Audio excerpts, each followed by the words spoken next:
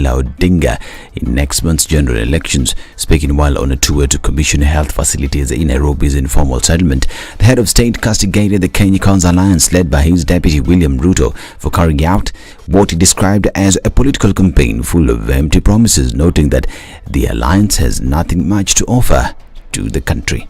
Sema ukweli bana. Hao wengine ni wa mdomo na matusi. Sasa mimi nauliza, ukiwaona kila siku wakienda kwa mkutano, kazi yao ni kuongea juu ya uhuru. Sasa wewe unajua uhuru atafuti kula? Ama ni namna gani? Ati wananiambia nimalize niende. Kwani wanafikiria nimalize niende wapi? Nitakuwa hapa tu. Na mimi nitafanya kazi yangu mpaka dakika ya mwisho. Ama ni namna gani?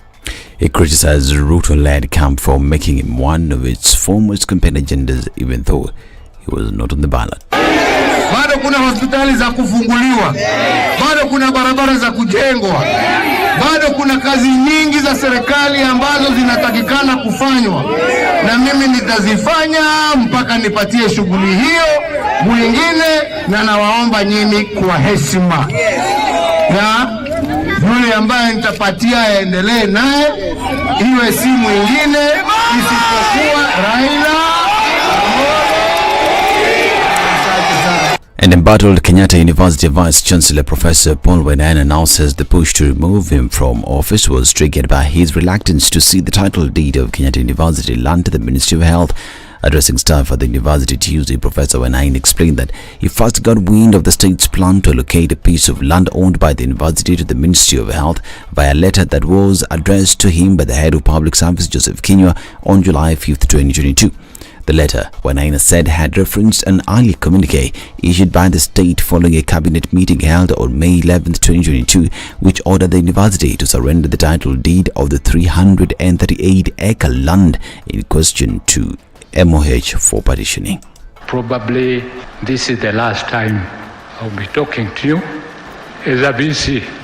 As a follow-up and to effect this decision, you are requested to surrender title deed for LR 11026/2 to enable the Ministry of Lands and Physical Planning carry out the excision as directed by the Cabinet. Saturday, during a groundbreaking ceremony for the project, visibly agitated President Uhuru Kenyatta lectured the university management, telling them to know that the land is public property and that they are just but caretakers.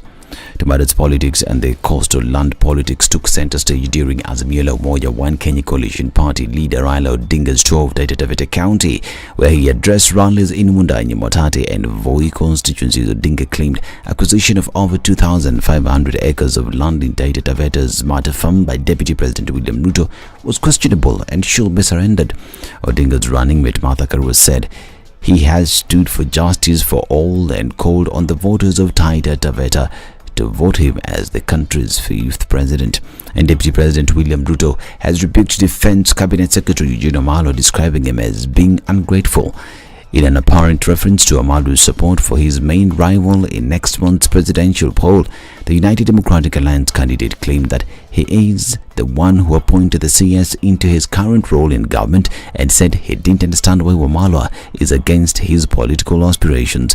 He took issue with remarks made by Wamalwa to the effect that the deputy president almost assaulted him physically at one point in the past. And we continue to remind you that Standard Media Group, together with NCIC under the banner Elections Bill Anoma, will today be in Kericho and Nakuru as we continue to sell the agenda of maintaining peace before, during and even after the general elections. On the ground today will be our sister station in Beru FM as they champion that message in Kericho County.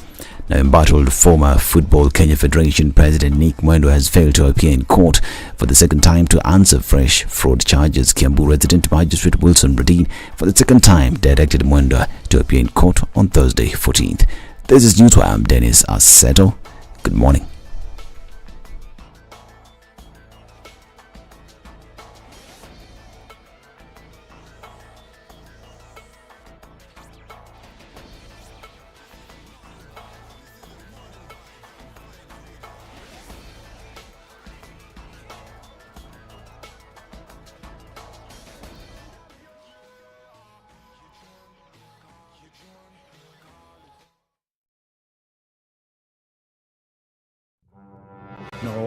this wheelbarrow, how can you give people wheelbarrow?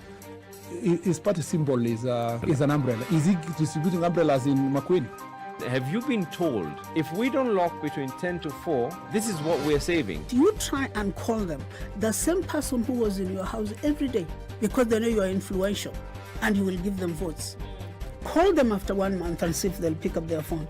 Don't tell your member of parliament that you want him to come and build a school, you want him to come and do a hospital. That is not the work of the member. Now that we have devolution in this country, these resources should go to those devolved units. You have to have strong, independent institutions. And I mean, you have to have police who has the right to take the biggest town in the country and question, why did you do this and that, and send them to court if necessary. Joel Nkericho, good morning. Salama sana, habari ya asubuhi. Salama kabisa. Mbunge wako ni nani? Anaitwa Seriousness Martin, hapa ni Ainamoi. Seriousness Martin, Ainamoi. Yes. Sasa ile juma namwambia yeye nini? Amalize aende. Oh, wow. Asante sana. That's it. The Situation Room, Kenya's biggest conversation.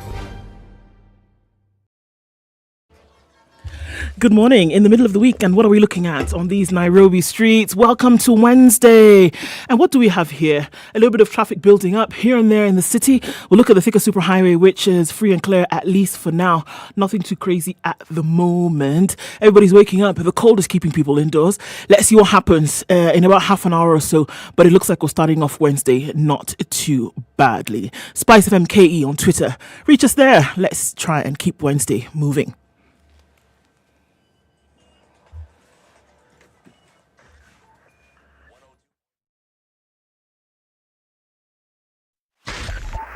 .5 Spice FM, Kisumu.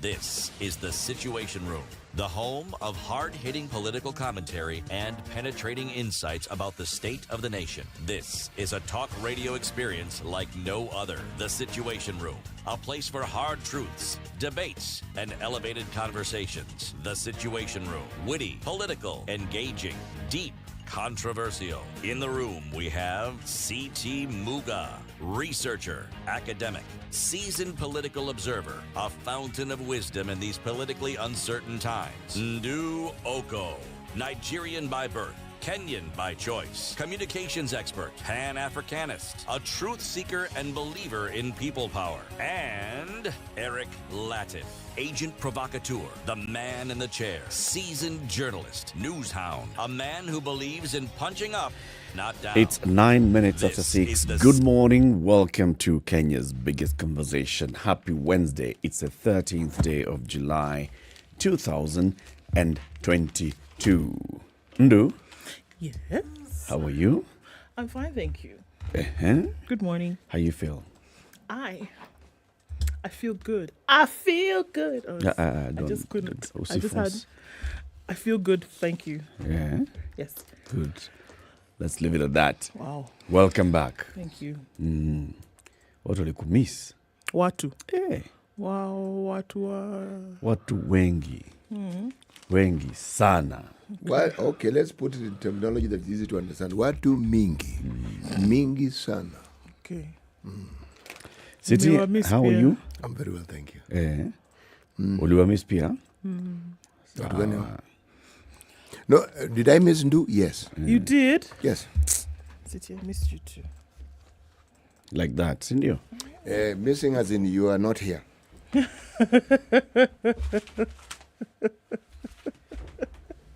Missing as in wondering, hey, where is she? Sure. I'm missing her. Allah. She's missing. Kwani kunaendaje? You have to define these things. Yeah. They're clearly understood. Yeah. That is what missing is all about. And how are you, Eric? Looking around and not seeing you. I am very well, thank you. I thank the Lord for this brand new day. Yes. Welcome to the conversation, everybody. So today, let's have a conversation about our food situation.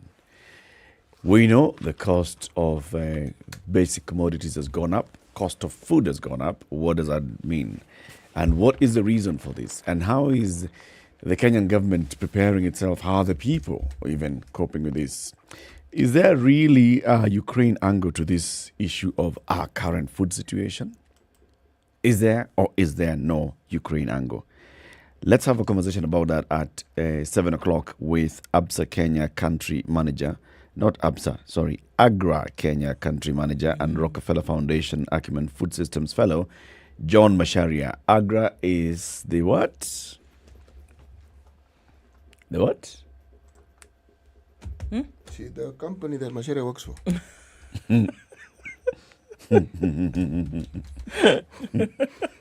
It is a what for green revolution in Africa?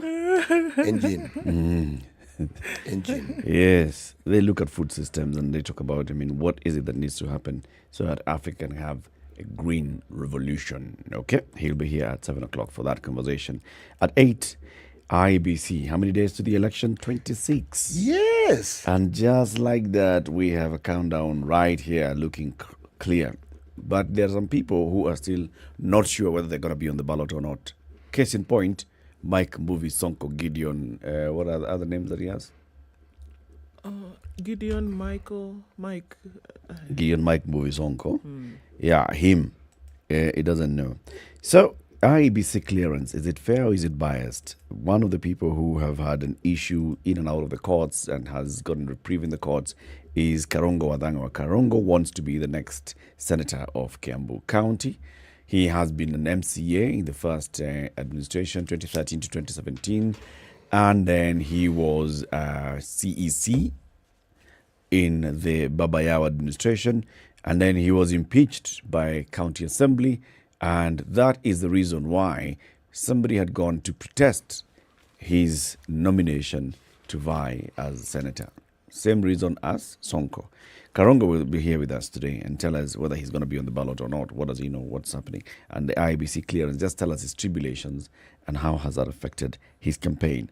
Today at 9 o'clock, we're leaving it open. We'll have a conversation with you and we want you to call in and let's discuss. We'll tell you what to discuss, okay? Yes. COVID. Right. Our positivity rate has been coming down. Yesterday it was at 4-something%. Yes, not bad in terms of numbers. But unfortunately, after yesterday's cases from the sample size that was collected, we're looking at a positivity rate of 6.0 on the nose. 124 new cases of a sample size of 2,060 gives Kenya a positivity rate now of 6.0. 0 recorded deaths, so that's not a bad thing. Let's look at what's going on around the world in terms of COVID. Many things are happening. Countries around the world now shutting down once again because of a COVID outbreak. The UK has now hit 2.7 million infections. The last figures show an estimated 1 in 25 people has had the virus. I beg your pardon, has the virus. Not in the past, but we're looking at a present situation. Let's look at another story that is now coming up, and virologists are expressing concern at the new COVID subvariant. They've talked about the Omicron variant, which is rapidly gaining ground in India and has already arrived in the UK. The BA 2.75 variant, nicknamed Centaurus, was first detected in India in May. Cases have risen steeply and apparently faster than those of the extremely transmissible BA.5 variant, which is also present in India and is rapidly replacing the previously dominant BA.2 in many countries. 2.75 has been detected in 10 other countries, including the UK, the US, Australia, Germany, and Canada. The European Centre for Disease Prevention and Control, the ECDC, designated its variant under monitoring on 7th of July, meaning there's some indication that it could be more transmissible or associated with more severe disease. So this is the thing that they're saying, hold on, guys, this could be a bit of an issue. That infection rates, because of this particular variant, could be much swifter, could be much more virulent, and then could present in more severe disease.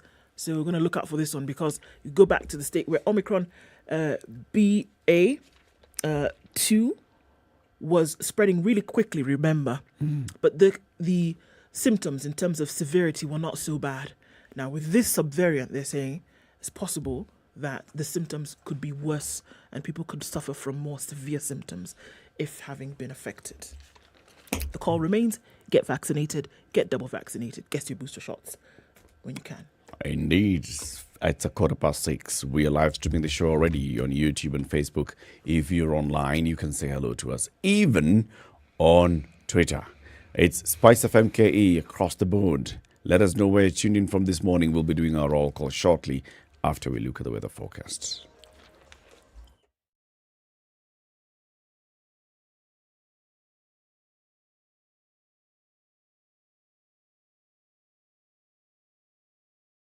Standard Group's Farm Kenya initiative is the umbrella entity for all agriculture-related channels, activities and investments. The media platforms under the Farm Kenya initiative include the Smart Harvest Weekly Pullout in the Saturday Standard, KTN Farmers TV, a 24-hour agribusiness TV station, Maisha Kilimo, a weekly agriculture show on Radio Maisha, AgriTalk on SpiceFM's morning show The Situation Room, and Grind na Agribiz on Vibes Radio morning show Morning Vibes.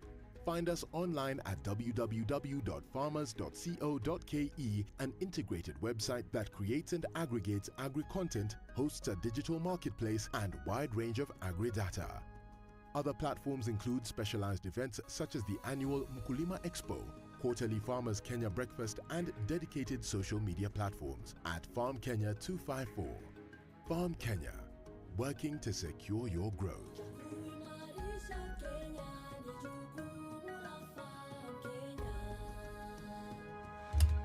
We're looking at cloudy conditions in Nairobi this morning. We'll see highs today of 23 and lows of 12, mostly cloudy through today. Clear conditions at 13. In Nakuru, highs of 24. We'll see highs of 23 and mostly cloudy. Nyeri at 13. It's 13 and cloudy in Eldoret, highs of 22 and lows of 12. And at 22 degrees, Mombasa is raining and we'll see highs of 28. 28 will also be the high. In a rainy Malindi currently at 23. It's 19 and cloudy in Kisumu, highs of 28, and we'll see highs of 26 in a mostly cloudy Kakamega at 19. It's mostly clear at 21 in Kampala, highs of 26 and lows of 17. 28 will be the high in a mostly clear Dar es Salaam currently at 20, and that'll be today's low. It's 10 degrees and clear in Johannesburg. We'll see highs of 17 and lows of 6, while it's mostly clear at 23 in Lagos. It'll go to highs of 29. 29 will also be the high in a clear Kinshasa currently at 19. It's 31 and sunny going into afternoon in Beijing. We'll see highs of 34 and lows of 23. And we're looking at clear conditions at 18 in Paris, highs of 35 today. 28 will be the high in a clear in London at 24, well into the summer months. And it's already 27 and clear in New York. It is still Tuesday night, coming into Wednesday. We'll see highs of 31 and lows of 22.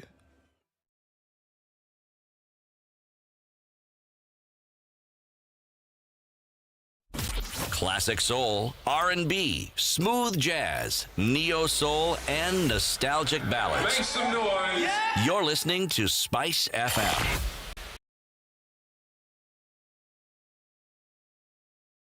Mature, intelligent talk every morning. Spice up yourself.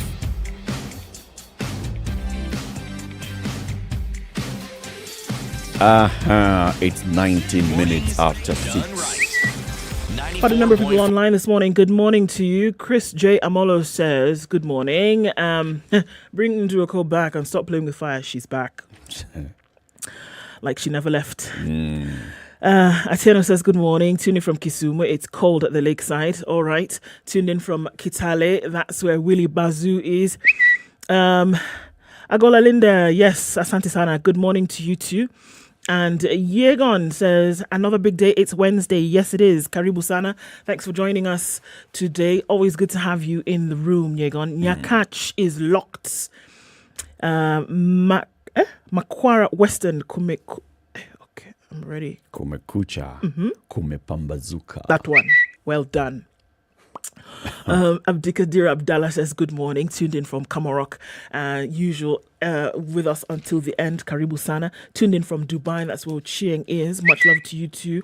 Bay is tuned in from Machakos. Abraham Lucorito says, good morning. Tuned in from Mombasa. That's where Benson Mumo is. Good morning, Spice. Tuned in from Muga in Nyeri County. That's where Mope is this morning.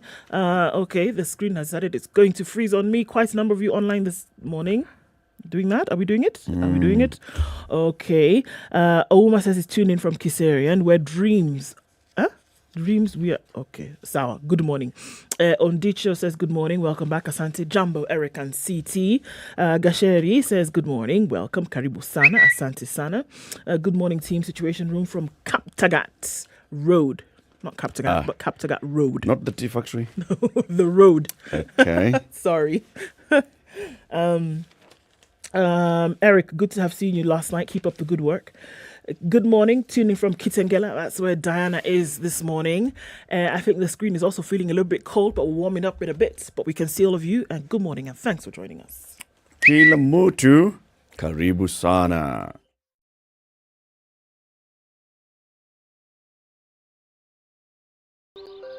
Good morning, boys and girls. The proverb of the day is brought to you by Aquafresh Fresh Gel. When you're ready, City. Are you ready? Yes, okay. yes.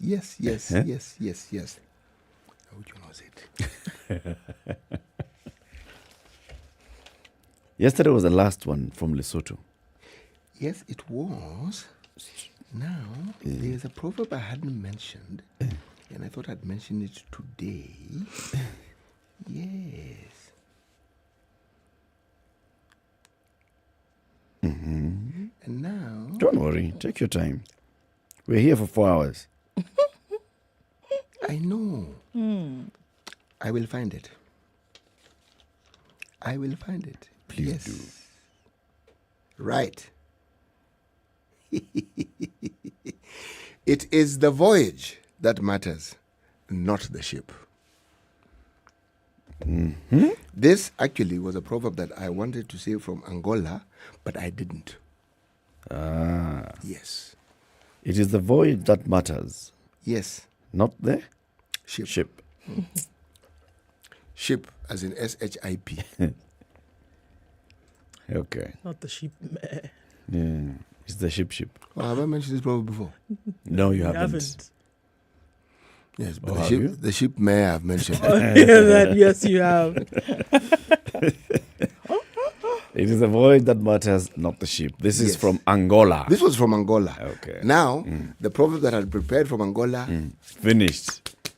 Ogwane. Until you get a new dose. Oh, well, I am actually now going batch. to move to Swaziland. Okay. Otherwise now known as Swatini. Yes. Okay. Brush your teeth twice a day with Aquafresh Fresh Gel. The secret to 23 minutes after fresh breath, 6. strong teeth, and Let's look at the healthy newspaper gums. headlines. www.standardmedia.co.ke for premium content, which you can save and read later in your pocket. Pocket by Mozilla. Some of the content that they're promoting today is legacy. The roads Uhuru built, he pushed the infrastructure envelope further than Kibaki. And so basically, the Standard has been serializing a couple of stories looking back at the Uhuru Kenyatta legacy as he exits office. What has he done? What has he not done? Okay. And if you want to get all that content, www.standardmedia.co.ke. Create an account and you'll be able to access it all. And if you have very many tabs that you've opened, you can save them and access them easily. On the Pocket by Mozilla, download it on Google Play Store and Apple App Store. What's in the headlines? Right, so there's quite some stuff in the headlines today. But Eddie Odor says, I have to say, it's nice to have you back. Yes, thank you. He says, while you're away, your brothers didn't tell us nice stories. What did you people do to people? You, my brothers. Mm-hmm. You didn't tell Eddie nice stories. Eddie Odor is in Kuru. Eddie is a telltale. Eddie's a tattletale. Eddie, don't worry. Keep telling me. I'll deal with them. We were not given stories to tell you, Eddie. That's why. But we told ourselves stories which we didn't tell you. All right. A big one. State cracks whip on the top KU administrators in an ugly land row. We saw the tales of tears and woe yesterday. The storm is brewing at the Kenyatta University with reports that Vice Chancellor Paul Wainaina has been suspended and the institution's council disbanded following a land row. University Education PS Simon Nabukwesi told the Deputy Vice Chancellor for Academic Affairs Washeke Wanjohi would be the acting VC for the next 30 days. During this period, Professor Wainaina will be placed under investigation on allegations of misconduct and insubordination. If investigations find that he has no questions to answer, he will take back his job. All right? Professor Wainaina had, however, hinted that a new team would be in place to manage the university. This is the last time I'm talking to you as your VC. I understand a new council is being formed and the installation of a VC being planned. This has happened because we refused to cede university land to the government. This is what he said yesterday. Professor Wainaina called an impromptu meeting with university staff and informed them that he would leave office for opposing the takeover of the land. P.S. Nabukwesi, however, denied reports that the VC had been sacked, but he said a new council had been gazetted under the chairmanship of Professor Crispus Kiamba. Kiamba is the former University of Nairobi Vice-Chancellor and one-time higher education PS. Part of the team was gazetted last Friday, and the rest of the team will be gazetted before Tuesday. Rather, rest of the team gazetted Tuesday, which was yesterday. On Friday, Education Cabinet Secretary George Magoha appointed Major General Bashir Yusuf, Andrew Nyachonga, Alice Waruguru Umwita as members of the Council of the Kenyatta University. At the center of the storm is a letter of rather by the head of public service, Joseph Kinyua, requiring Professor Wainaina and the old council to surrender the title deed of the university land to facilitate the acquisition. Kinyua's letter was dated 7th July. In it, he asked the VC to submit a letter of authority from the university as the holder of the title to enable the lands ministry enter the disputed premises and carry out physical planning. Of course, Wainaina said no. The university management was also to submit a revised master plan to factor the excision of land. But the old council told the state that they were only custodians of the university property but didn't have powers to cede land as requested unless a proper procedure was followed. Here brought the drama. The letter shows that the university management was required to cede 30 acres to the World Health Organization Center and another 10 acres to the Africa Center for Disease Control and Prevention. The university was also required to cede 180 acres to the Kenyatta University Teaching Referral and Research Hospital and some 190 acres for resettlement of Kamai squatters. The cabinet, in its meeting held on the 12th of May, resolved to approve the allocations of land to strategic interventions under the Ministry of Health. According to Kinyua, the decision was premised not only on the fact that KU is holding large tracts of unutilized land, but more strategically, the planned interventions have a nexus to KU academic research programs as to inevitably create a synergetic relationship to benefit the university as a whole. Right. So this is the row. Okay? Do the maths. Right? Just the maths. Okay. Okay, of the acres. Yes. Go. 30 to WHO. Yes. Africa Center for Disease Control. 10.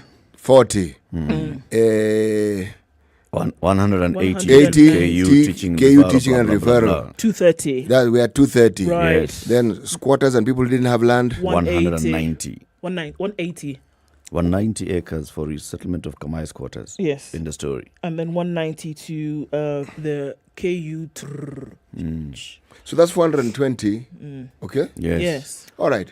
And KU has 1,000 acres.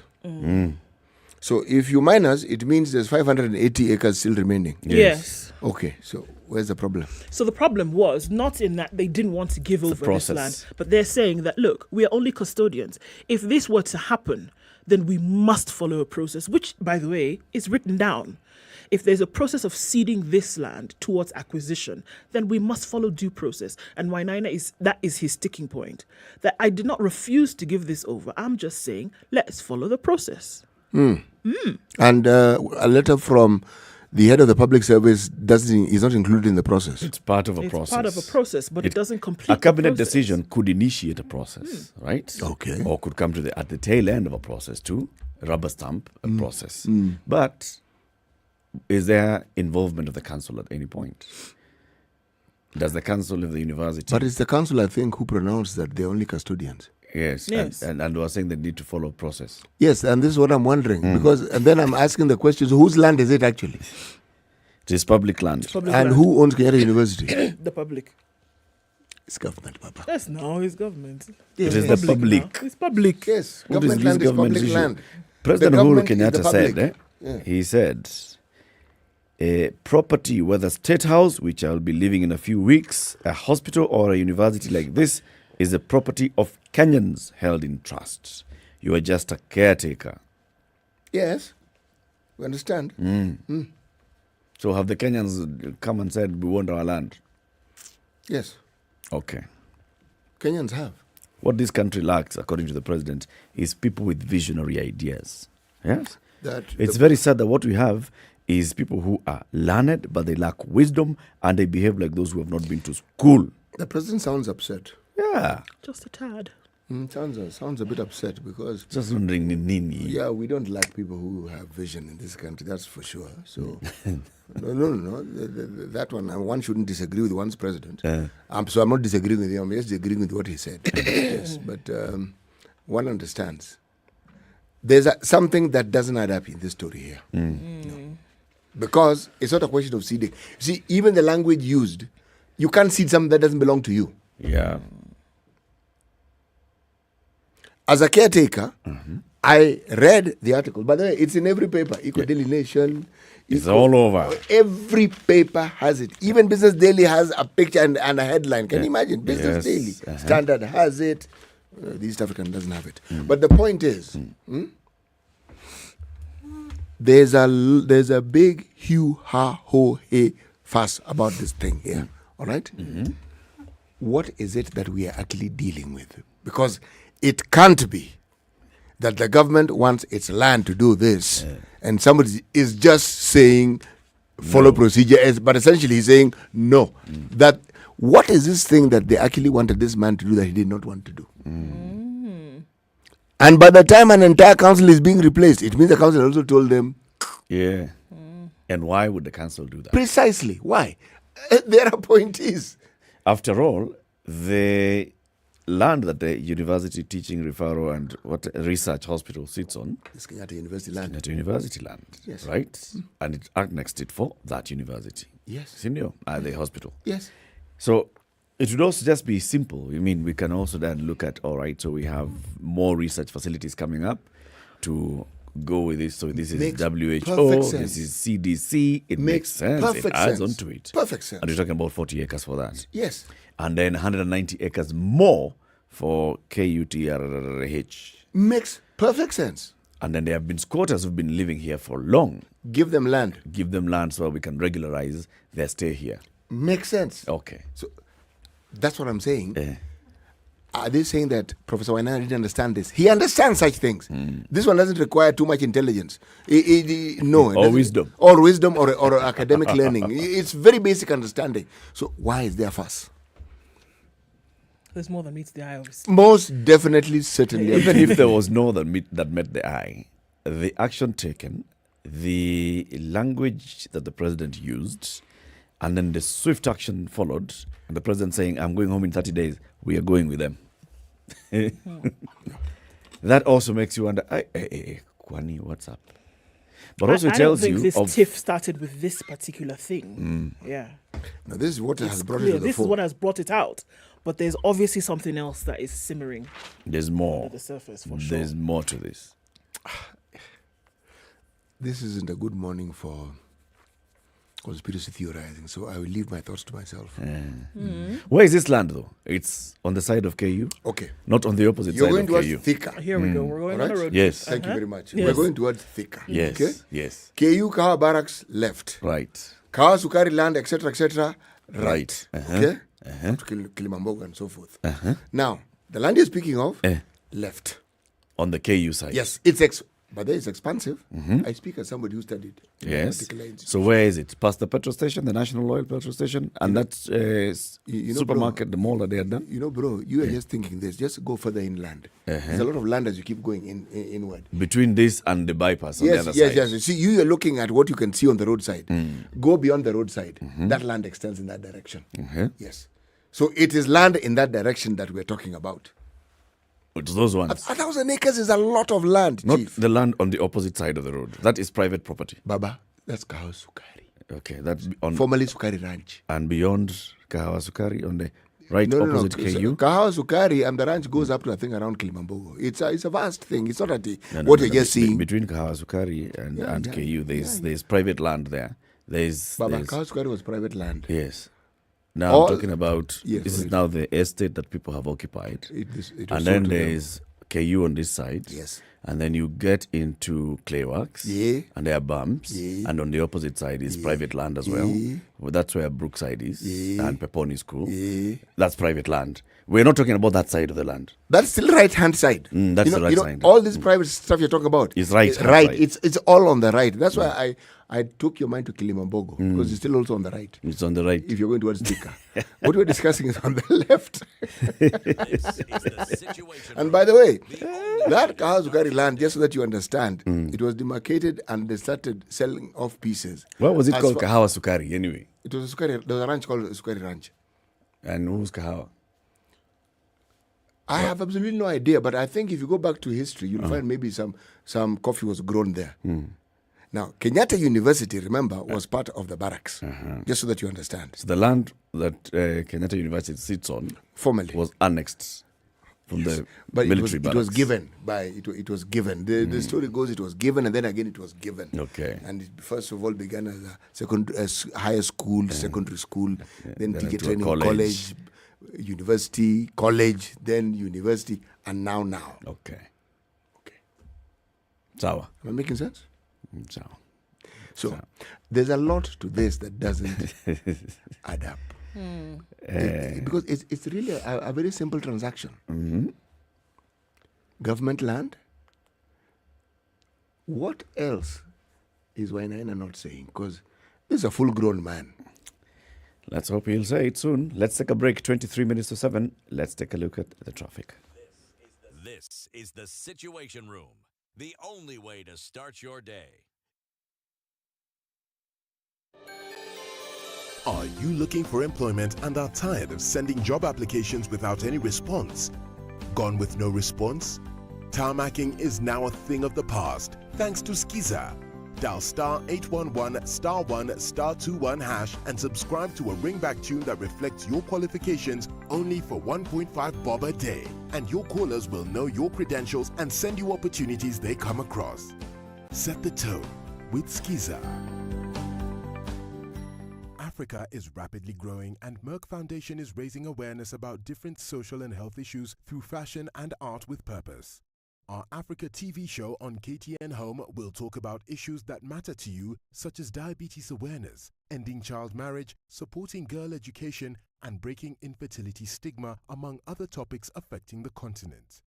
Join Merck Foundation CEO Senator Dr. Rasha Kelej every Saturday at 5:30 p.m. as she talks to fashion designers, singers, and other personalities from across Africa. Only on KTN Home.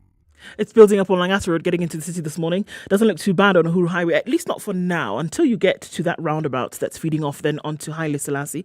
Going out into the CBD and then out towards Westlands is where we'll see some action today. Jogo Road is doing the business this morning, and it's heavy traffic from that Manaraka train station, then heading out towards City Stadium roundabout. It's going to slow down a little bit as you get onto Landis Road, and then pick up some as you get to the Kamkunji roundabout. The Thika Superhighway, everybody's out and about, and we're looking at traffic just past Survey, out towards the Pangani underpass, and well into Maranga Road, out towards the Globe Cinema overpass. Doesn't look too bad on Kiambu Road, but we're likely to see traffic pick up there later on during the day. Let's take a look into Westlands, where it's also building up here and there. James Gishuru getting towards Waiyaki Way and then out towards Kuna.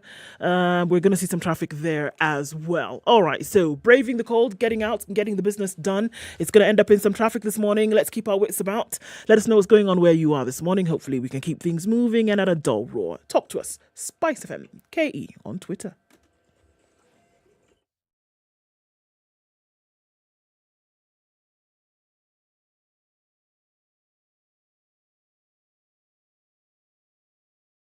Mature, intelligent talk every morning. Spice up yourself.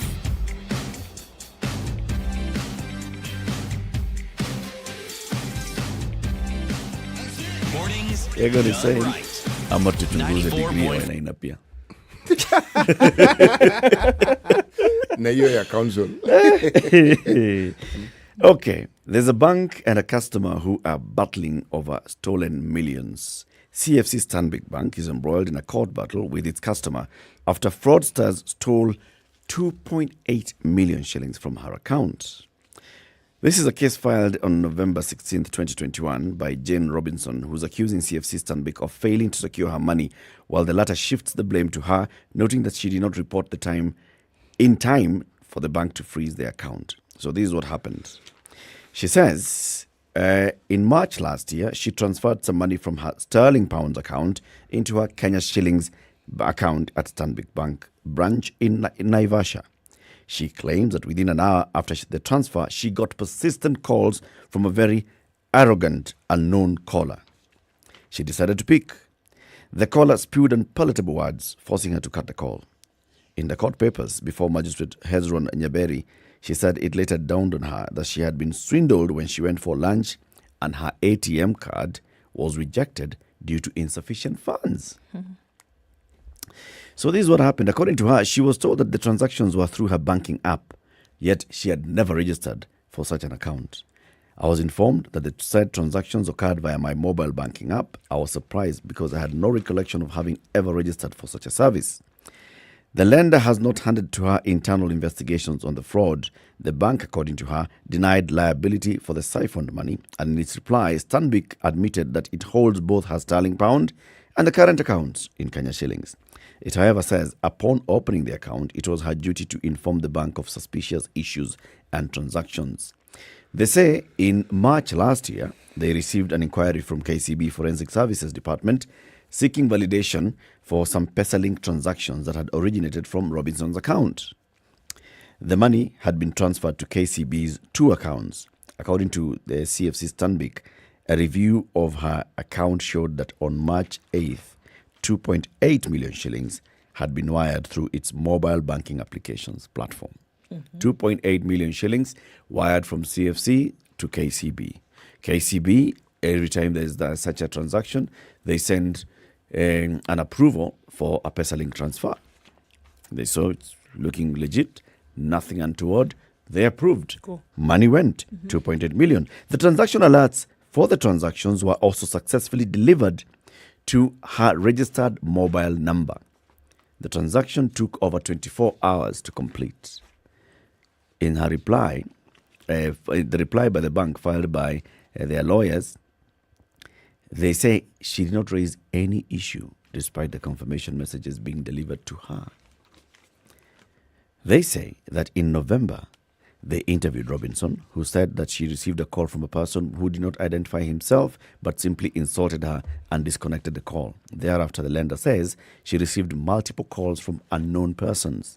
Although Stanbic stated that her phone had the confirmation messages, its investigations confirmed that no PIN reset was initiated from her end, and according to her, she got her PIN through social engineering. They also said they went to Safaricom and they checked, was there any attempt for a SIM swap for this particular line? Safaricom came back and said there has been no request for a SIM swap. So it wasn't a SIM swap. It wasn't any fraudulent access into this. The person who actually made the transfers through the online platform had her details, had a PIN, knew how to go about it. They did it.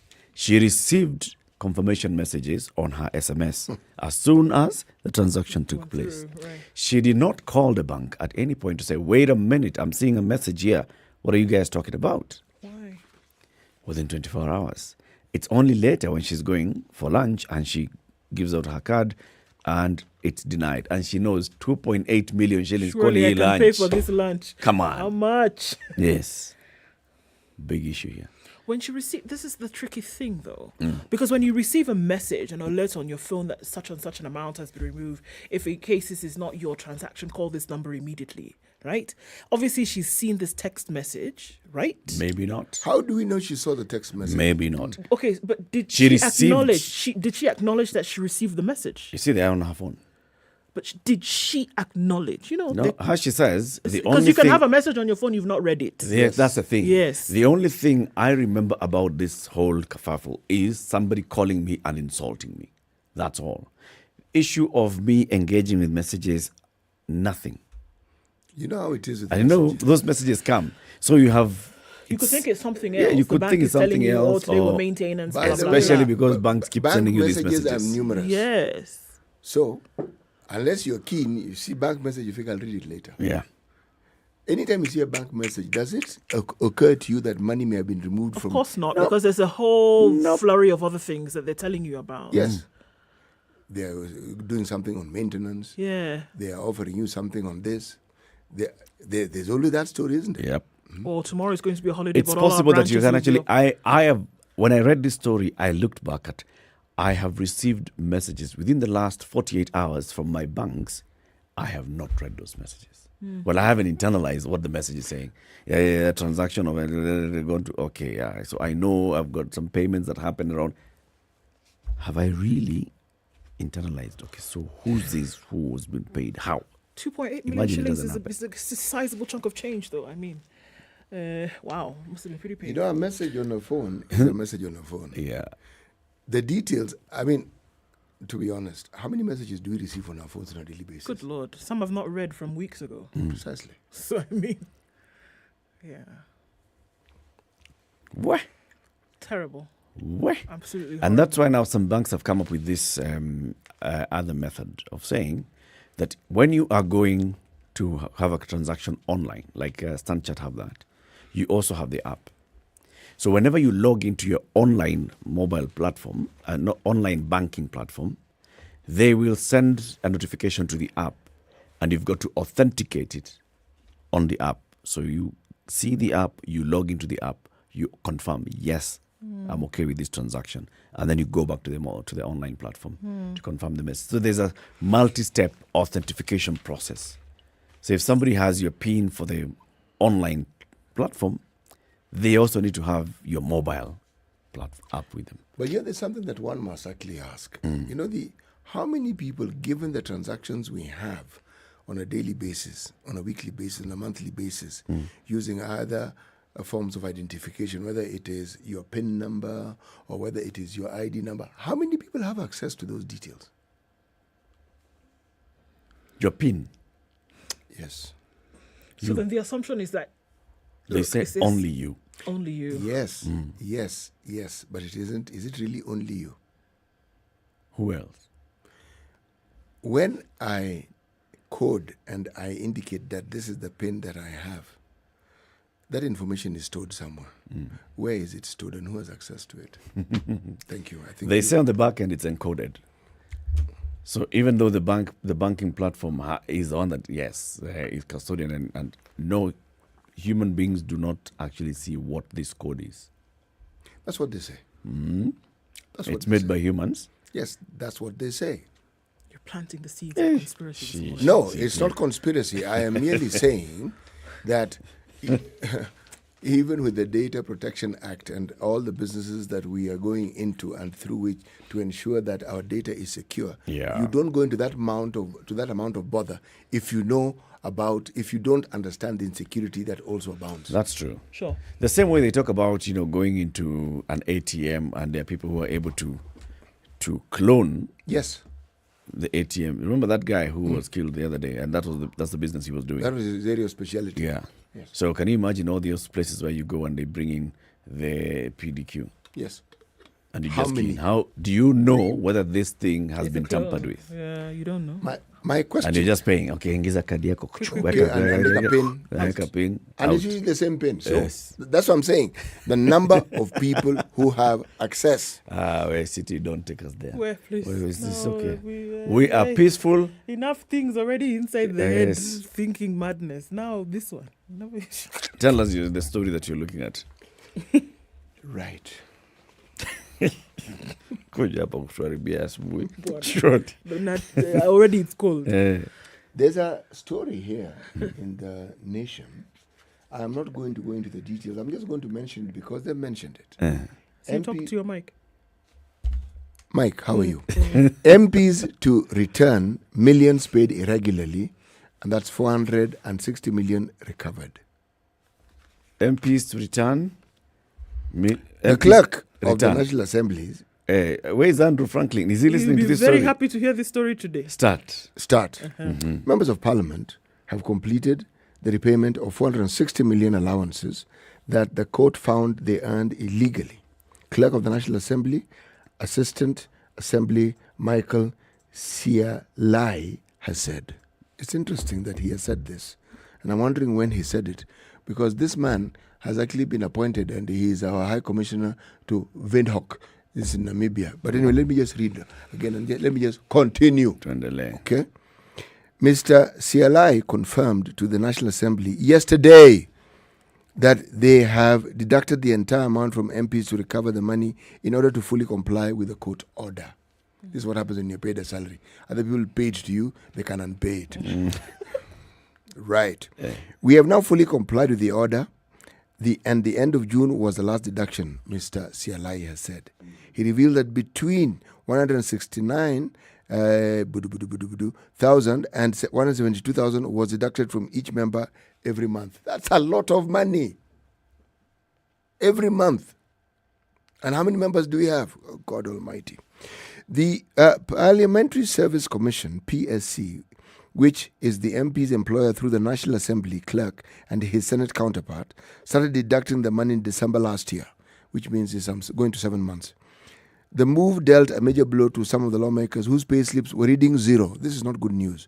Or negative due to various financial commitments. Okay. May I continue? Go on. All right.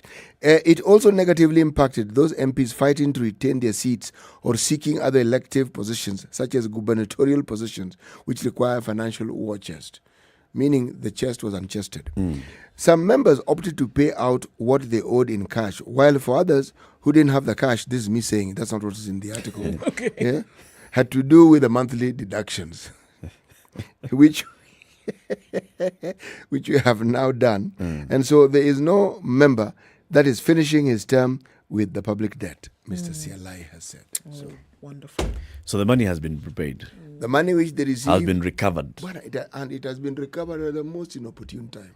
But it has been recovered over time, though. It's not a one-off. Last year. Yes. They worked at it and they figured by the time we get to the end of June, malipo ya pole pole. Pole pole. Because even the allowances, well, they received it pole pole. Yes. So same method, it came in, same method being used for it to come out. Indeed. Higher. Ndu. Yes. So school started and they didn't have money, right? Schools opened Tuesday. Some had gotten in before that, and then the public holiday, slowed things down a little bit. But they didn't receive the money. Funds for primary and secondary schools will hit their bank accounts by Friday or Monday, though, according to Education Cabinet Secretary Professor George Makoha. He said this yesterday. Learners across the country reported yesterday for the second term and made concerns from principals that running the institutions will be a nightmare, especially for boarding secondary schools. We had seen a couple of weeks ago that they were already saying, look, what are we going to do in terms of buying food and sustenance during the term? Food costs have soared. It's another story that's carried in the Standard, and school heads are asking themselves, what will they do with this dilemma that they've been faced by? The head teachers say the cost of managing the institutions is increasingly becoming unbearable due to the rising cost of food. Professor Magoha said, I thank all the principals for accepting all these children, those with school fees, those without, and those who are still struggling. The government will ensure that the capitation hits your bank on Friday. There's no cause for panic. The government has money at all times. I'm going to repeat. The government has money at all times. No need to panic. There's no problem. The government, please, the government what? Has money when? At all times. At all times. The CS spoke in Nyeri County after touring Shironga Girls High School, where he laid a foundation stone for the construction of Phase 2 classrooms by the competency-based curriculum. Magoha heaped praise on the school, saying despite having a high population of students, he had never heard any negative issue about the institution. He then went on to say, look, he knows that everybody is struggling. Parents are struggling. Students also struggle a little bit here and there to kind of get in the flow of things during the tightened school year, and also now he knows that schools are suffering and we know everything, but look, we will take care of you. Just relax. Panic. Panic. Yeah, but this isn't an unusual message. It's what is said all the time. You'll receive money either on Friday or Monday. Yeah. Meaning, if it doesn't come on Friday, it will not come on Saturday or Sunday. Just Friday come on Friday. Wait for Monday. Wait for Monday. And if it doesn't come on Monday, wait for Friday. Precisely. But there's money. There's this money. Story of there's no money. No, please. Those are yours, bana. Pesa iko. Pesa iko. Mingi. Kwa wingi sana. Yeah? Now,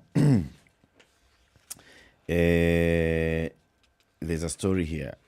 There's a story of 3 former county workers who... Nairobi City? Nairobi County. Yes. Who've been handed some nice sentences and some nice fines.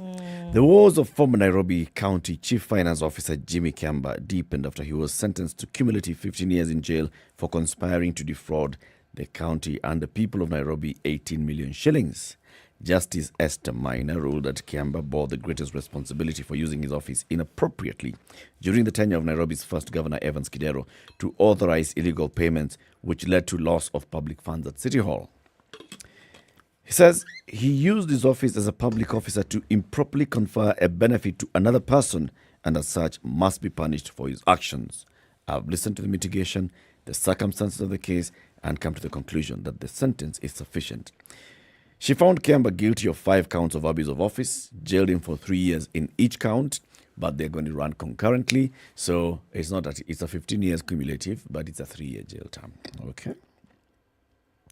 In the alternative, Justice Maina ordered the former chief finance officer to pay a fine of 10.7 million shillings to escape the jail sentence. Utakwenda jail, lete million kumi. Kiamba's co-accused Lilian Wanjiru Ndegwa, who was the Nairobi County Secretary at the time the offence took place in 2014, was also handed a cumulative 12-year jail term or a fine of 9.5 million shillings.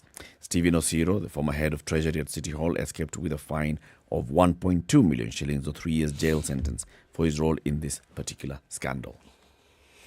Chickens, home, roost. Not roast.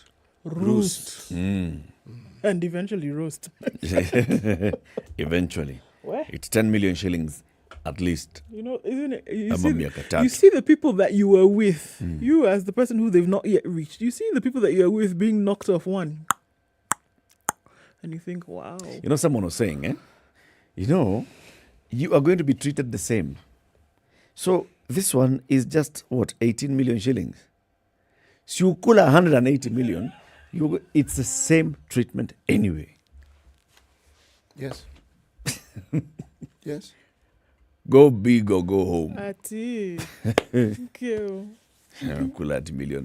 What I think happened. And the person who ate 900 million is taking the same punishment as you who ate 5 million. Actually, no, it's not the same. Life no balance. If you eat $1 billion, they're not going to chase you like that. Oh no! If you eat $1 billion, they're going to talk to you. They'll even talk to you nicely. This life no balance. How can we deal? How can we help you out? Yes. Yeah. You want to do a harambe for raising the fine? Just do a harambe. Where could you tuongeleshe next week? Exactly. Meanwhile, KRA has said if you could just pay this amount, they'll be okay. They will, something like that. Meanwhile. Lucas Marsh says, about pins and passwords, tell City Muga there's something called encryption, where plain text is converted into cipher text. Then a hash is added to it. This makes it difficult for back-end people to decipher passwords. Okay. You've not even deciphered the message. That is how complicated it is. In terms that in terms I can easily understand. So it's like witchcraft. Yes. Yes. It's banking witchcraft. Okay. Mambo ni complicated. That's how money disappears. The person who wants the money doesn't know how the money has disappeared. Cipher and it's ciphered. So it's ciphered and it's encrypted and hashtag added to it. When it disappears, it is ciphered and encrypted also. Oirongo says, maybe those callers, when they were calling and insulting her, they were distracting her from reading the messages. It's possible. The possibilities abound here. There are many. Yep. Keep it here for more conversations coming up in the next hour. We said we're going to be hosting Agra Kenya Country Manager John Masharia to talk about our food situation in the country. Good morning. It's 7 a.m.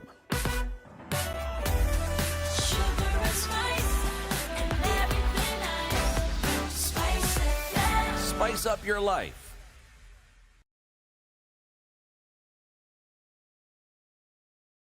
The latest news from around the world. 94.4 Spice FM.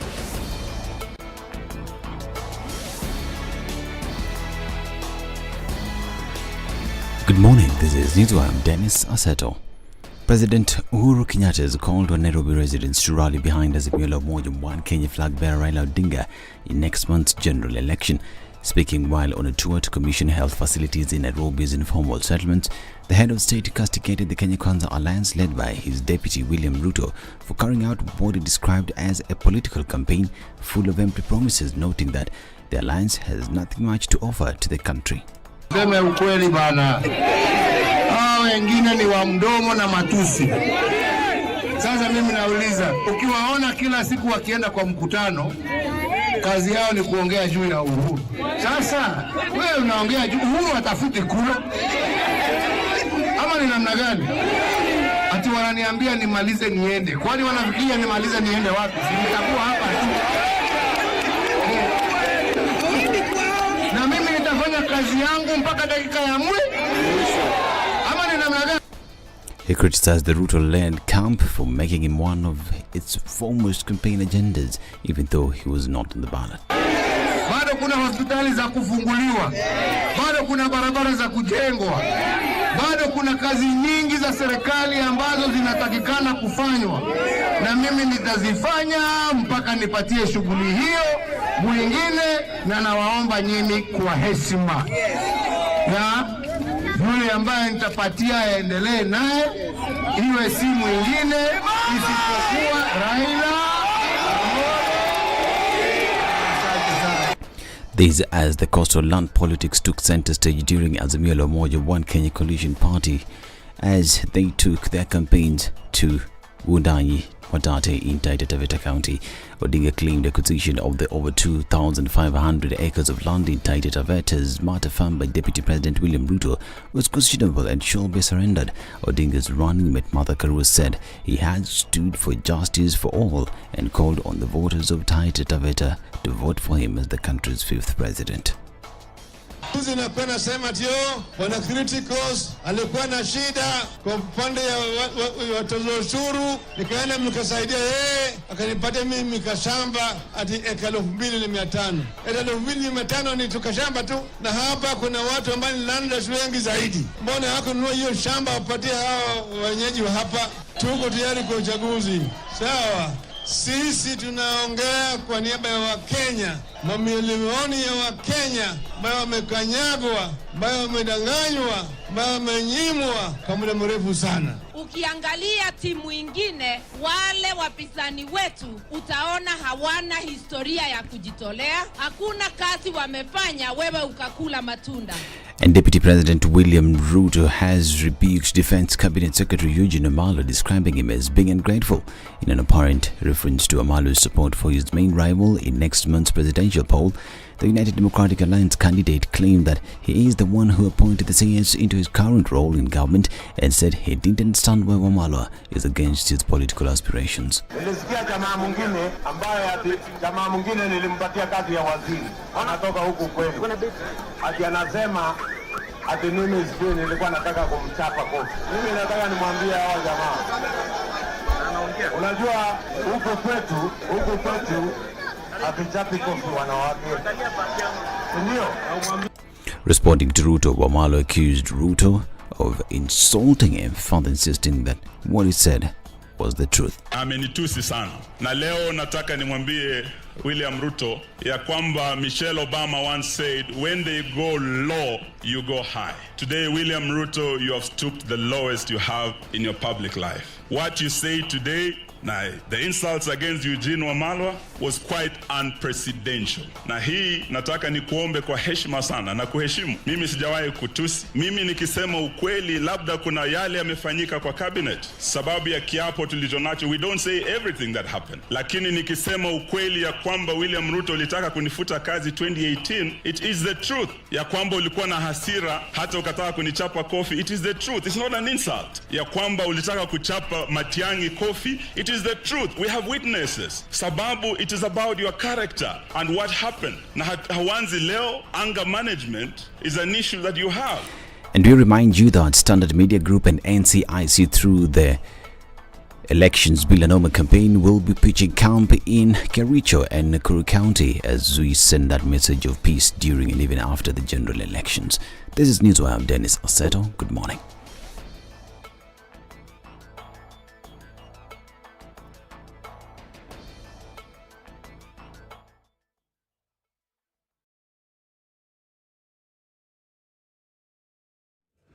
A few minutes after 7 o'clock, and we're looking at traffic building up in many parts of the city today. Gong Road looks really interesting in terms of what's happening here.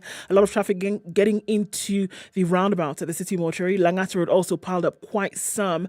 It's going to take off towards Raila Odinga Way. We'll see some traffic getting off there.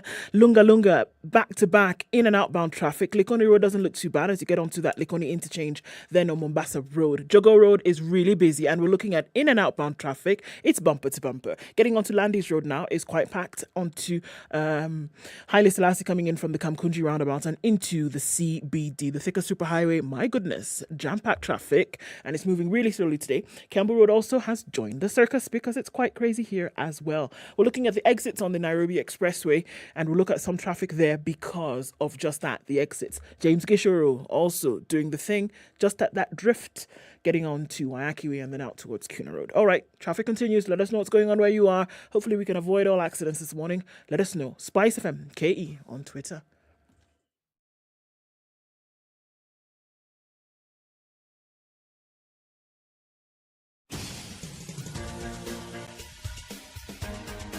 This is the Situation Room, the home of hard-hitting political commentary and penetrating insights about the state of the nation. This is a talk radio experience like no other. The Situation Room, a place for hard truths, debates, and elevated conversations. The Situation Room, witty, political, engaging, deep, controversial. In the room, we have C.T. Muga, researcher, academic, seasoned political observer, a fountain of wisdom in these politically uncertain times. Ndu Okoh, Nigerian by birth, Kenyan by choice, communications expert, Pan-Africanist, a truth seeker and believer in people power, and Eric Latiff, agent provocateur, the man in the chair, seasoned journalist, news hound, a man who believes in punching up, not down.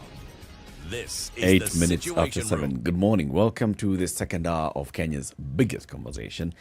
Happy Wednesday. It's the 13th day of July 2022. We are going to talk about the state of our food security. You can insert in before that. It's your choice. But that's what we're going to discuss. Before we welcome our guest, of course, it is about the proverb.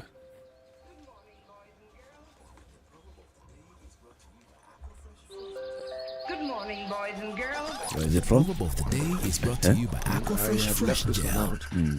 And I thought I would complete the proverb from Angola today. We shall revisit. Yes, and I have revisited. It is the voyage, not the ship, that matters. What reminded you of this proverb? It's odd. Actually, I wasn't reminded. I was going through my notes. Then I came across it and I realized I'd written this down as proverbs from Angola, but I'd never chosen to talk about it.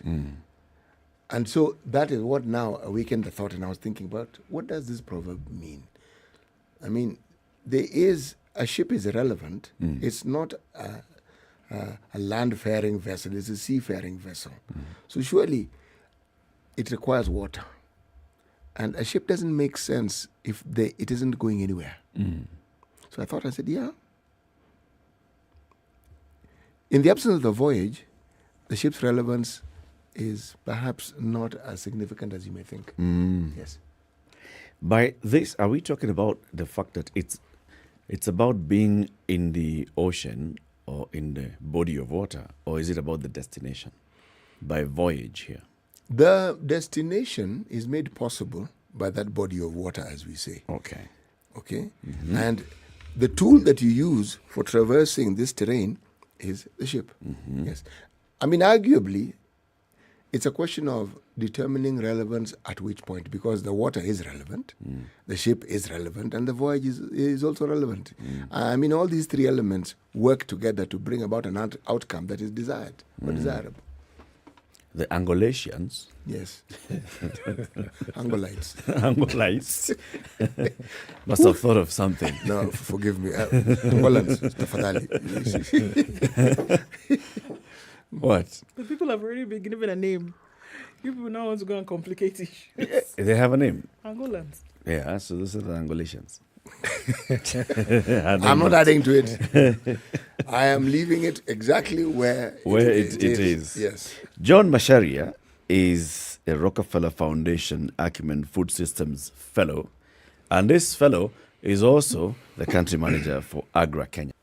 And AGRA, what did we say it is? The Alliance for a Green Revolution for Africa. Are you saying my definition was wrong? Yes. What?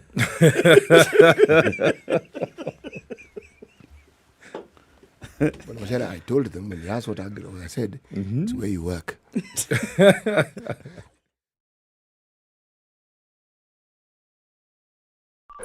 Brush your teeth twice a day with Aqua Fresh Gel. The secret to John, long-lasting fresh breath. welcome strong again teeth, to and Kenya's healthy biggest gums. conversation. Asante sana. Thank you for having me. It's good to have you here. The Alliance for Green Revolution in Africa. There are people who have heard of it, others have not heard of it. What is this alliance? So before I talk about the alliance, I would pick up from where CT was talking about the voyage. Yes. It is more important than the journey. Yeah. And I could not agree with him more. The ship, Yes. rather. I could not agree with him more because as you think about 2050, Kenya's population is growing by about 1 million people a year. So right now we're about 48, 50 million people. So we anticipate we'll be 80 million people. So as you think about being 80 million people in 2050, the question or the ship or the journey or the voyage is how do we feed those people in that period of time, and what are the choices and decisions we need to make today in light of the many challenges we have, the war in Ukraine, the food, the drought that we have, and things like that. Now, the Alliance for a Green Revolution started off in Kenya in around 2006 with a mandate and a view of helping African governments think through how they can drive an agriculture revolution and ensure that Africa is able to feed herself within our own lifetime. When I mean our own lifetime, and I'm not pointing at his age, but I'm relatively young, we should be able to feed ourselves, in the near future. It's a travesty that, we still talk about food insecurity. I think right now we're at 4.5 million food insecure Kenyans. And we should basically put policies and actions to make sure that, we are all food secure. Are we saying that we don't have adequate policies to address this matter as we speak? Actually, and that's a good point, CT. I think we have a lot of policies. I sit down with the private sector, ASNET and others, and their view is that we're actually over-regulated. The question is, are we actually following through on the policies? Are we making sure that the policies come to life? Do they get implemented? Do they get done right? Are they done at the right time? Are they, are they driving efficiency within the value chain and ensuring that, we are producing what we need to produce and things like that? The question that comes to my mind, though, given that it is argued we don't lack for policies or we don't lack for written directions as to what we should do, then the question I have to ask is, do we do enough to ensure that people who can actually implement these policies are put in those positions, and are they actually given sufficient wherewithal to be able to achieve the mandates that is placed before them? I'm not in public service, so I wouldn't attempt to even answer that. But what we know and what we've seen across the countries that we work in is that there is a critical need to build, the capacity to actually implement flagships, the capacity to reprioritize finances for agriculture, and in that sense also drive, improve the level of governance that you're actually seeing in private sector to make sure that it actually comes through for the food security situation in the country. But certainly there is, a need, to help capacity build different institutions to ensure that they come through for agriculture. AGRA works with institutions within government. Okay, so it means you work with, hopefully, people who are like-minded, people who understand something similar to what you understand. And the working together is to bring about the change. So maybe let me rephrase the question. When you work with these people, on a scale of 1 to 10 in this country, when you set out to achieve certain goals, what percentage of these goals have you seen yourselves achieving? And is it on an increasing scale, or is it on a constant plateau, or is it a diminishing scale? So thanks, City. We have different, we work in 11 countries, so we have 11 experiences working with 11 different governments, and perhaps a little bit more. And if you look at the CADAP biannual review status, I think Rwanda is number 1 in terms of responsiveness to, to policy change. I think Ethiopia is number 2. Kenya is not far behind. And in my own estimation, actually, if you look at the implementation of Big 4 in agriculture, or the agricultural sector transformation and growth strategy, quite a lot has actually been done. There has been tremendous follow-through. I think we've seen impressive policy feedback and policy actions from the current administration as regards, responses towards the crisis that we are going through. Of course, more could be done, but in our own estimation, quite a lot is actually being done. Remember, during the COVID lockdowns, the ministry and the government did manage to actually avert a food security crisis, right? And ensure that people are able to have food on their table in Nairobi, but also farmers who had produce were able to take it to market. So let's give credit where it's due, right? Let's give credit where it's due. But if what we're doing... No, please go ahead. You think I should? Yes. Okay, if you insist.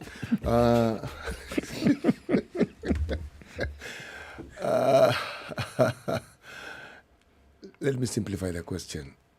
What would we need to do to actually ensure that these resources, which we seem to have in abundance in terms of manpower and the capacity that manpower have, what little twist do we need to put in place to actually get some of these things done? Because from what I hear you say, they're doable. Actually, they're beyond doable.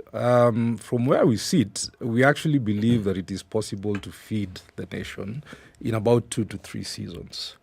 If people are able to have access to the right yield-enhancing technologies, for example, have the right, inputs that ensure their soils are healthy, you have access to the right amount of water to make sure that your crop grows, you are actually able to feed this country. But we must be able to be bold enough to address some of the issues we go through. Right now, our yield for maize is anywhere between 1 metric ton to 2 metric tons, vis-a-vis countries that are doing 9. That means that you are actually not competitive, or you're not utilizing your resources more as efficiently as other nations are doing. And in that sense, as much as you're saying you're food insecure, you're still going to go and import from a country that is more efficient than you. Let's get back to basics. Take the best of your seeds and plant it. Right now, a lot of potatoes is really by home-saved seeds and things like that. And in time, what that does is that actually it reduces your yields. But if you come back to basics, access good agronomic practices, access the right yield-enhancing technologies, you should be doing pretty well. Okay, so you talk about 11 different experiences with Agra. I think it's interesting because now we're looking at a world situation where everybody's complaining about the fact that, the cost of food is going through the roof, the cost of living is going through the roof. Here in Kenya, everybody is complaining about that. And political pundits, political practitioners also using this. Is it really is it an excuse, or is it really an issue? Is the crisis that's going on right now, in Ukraine and Russia, does it really have a direct effect on what is going on here?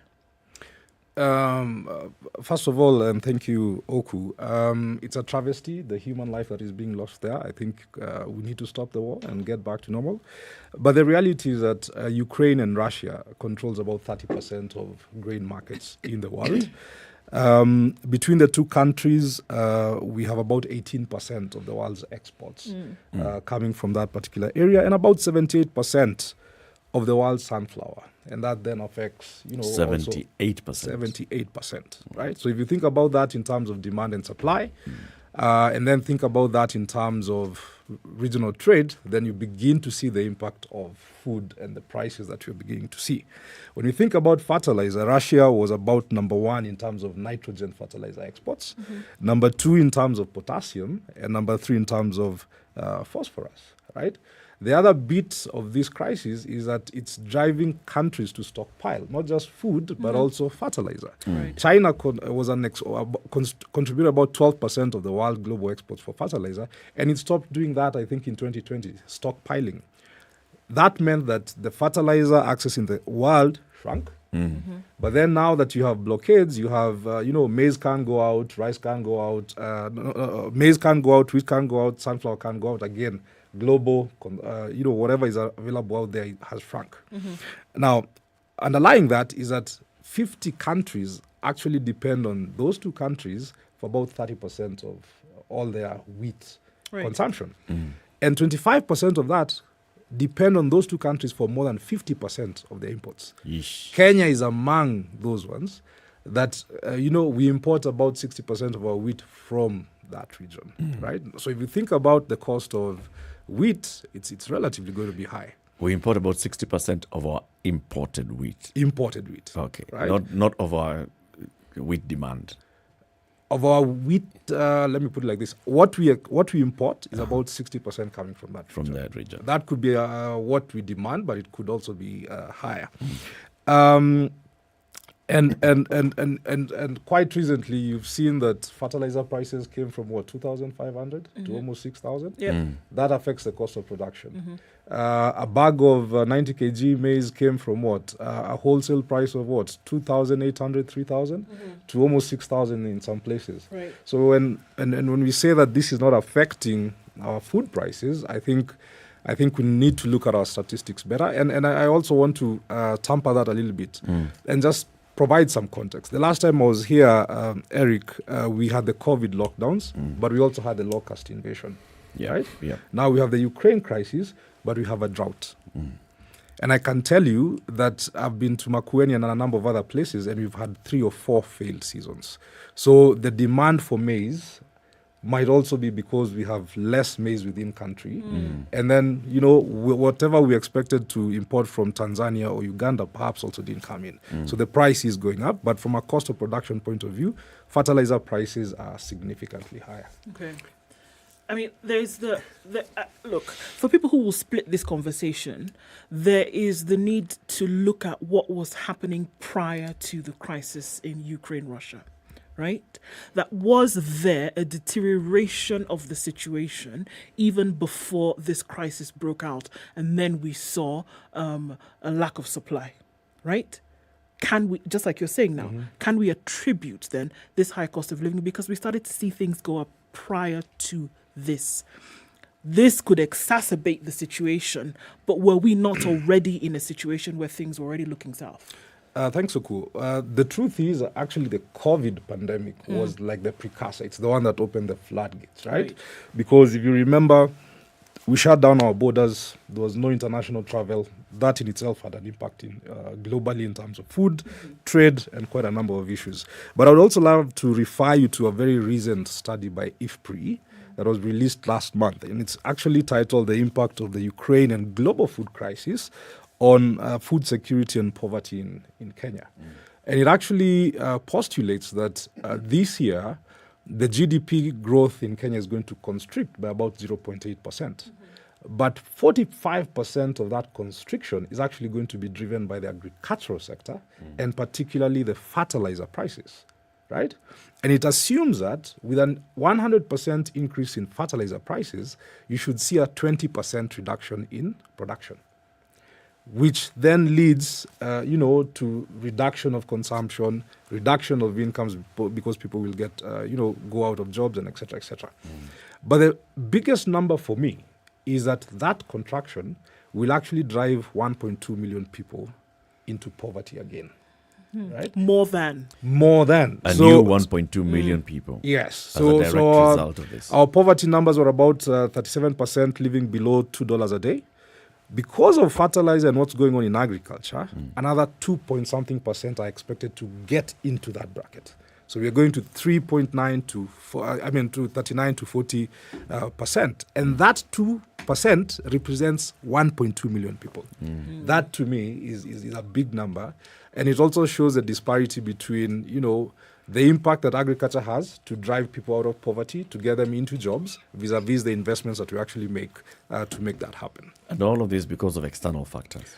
A lot of this because of external factors, especially fertilizer prices that are skyrocketing. And it's a fantastic study for any person who is a political pundit and wants to actually get some serious science into this conversation. Yeah. Who did you say the study is by? IFPRI. IFPRI. Who's Yes. IFPRI? Well, it's a research think tank, global in nature, has had fantastic... This particular study is supported by BMGF, the British FCDO and USAID, and it's basically to spotlight how do we get countries to have policy initiatives that actually respond to the right challenges, and also to understand the extent and magnitude of the crisis that we are having, right?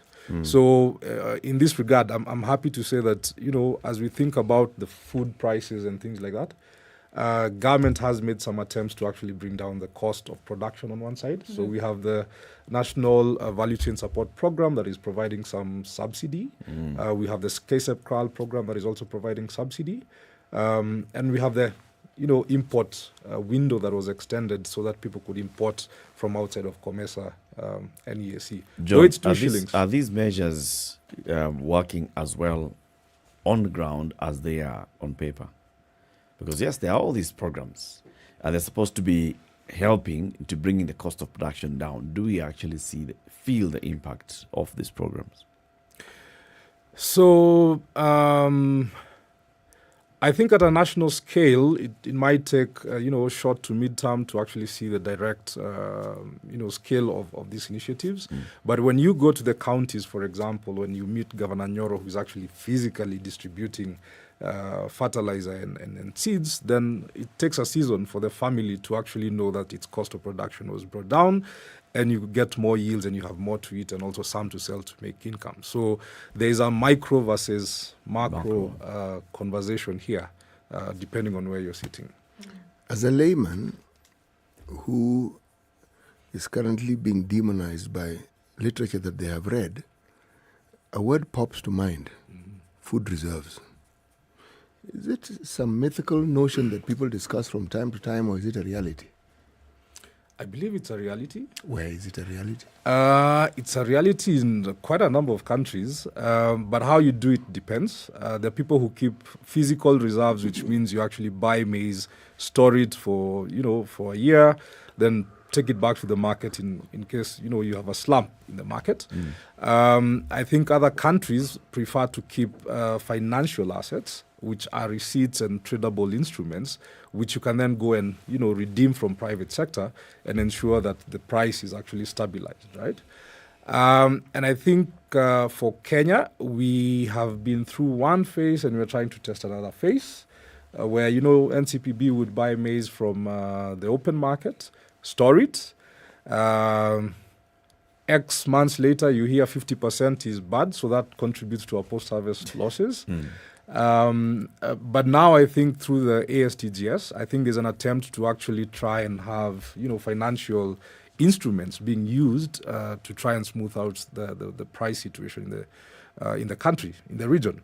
But to make that work, you actually need to have a national food balance sheet and a regional food balance sheet that is working for you. And I'll say this city, Kenya is a net importer of a lot of the grains we have. So we cannot not just think about our national situation and our national storage situation. You actually have to think about the production in our neighbors, because they feed a lot of what we eat. Why must we think that way? I mean, why can't we produce the way our neighbors produce? And why can't we?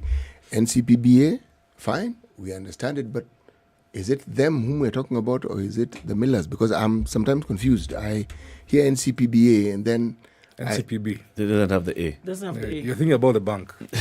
I'm talking about the cereals and produce. Yes. Board. Did I say CBA? Yeah. Yes. Forget the CBA. You are saying CPBA. So long as you know what I'm trying to say, Okay. it's okay. It's not the bank. It's the board. It's It's the the bank. board, cereals board. It's the bank that stores cereals. Yes. Right. Yes. Yeah. Yes. Yeah. The situation as we currently have it, must it remain the status quo? That's really the question I'm asking. Because the perennial story of what the National Cereals and Produce Board does, the perennial problem of millers and what they actually, and the control and the muscle they have within that particular industry. Because the end recipient of all the negative connotations and results happens to be the consumer. The question I'm asking is, must it remain so? Certainly, City, it does not need to remain so. And I want to fall back to the way you started. The journey versus the sheep.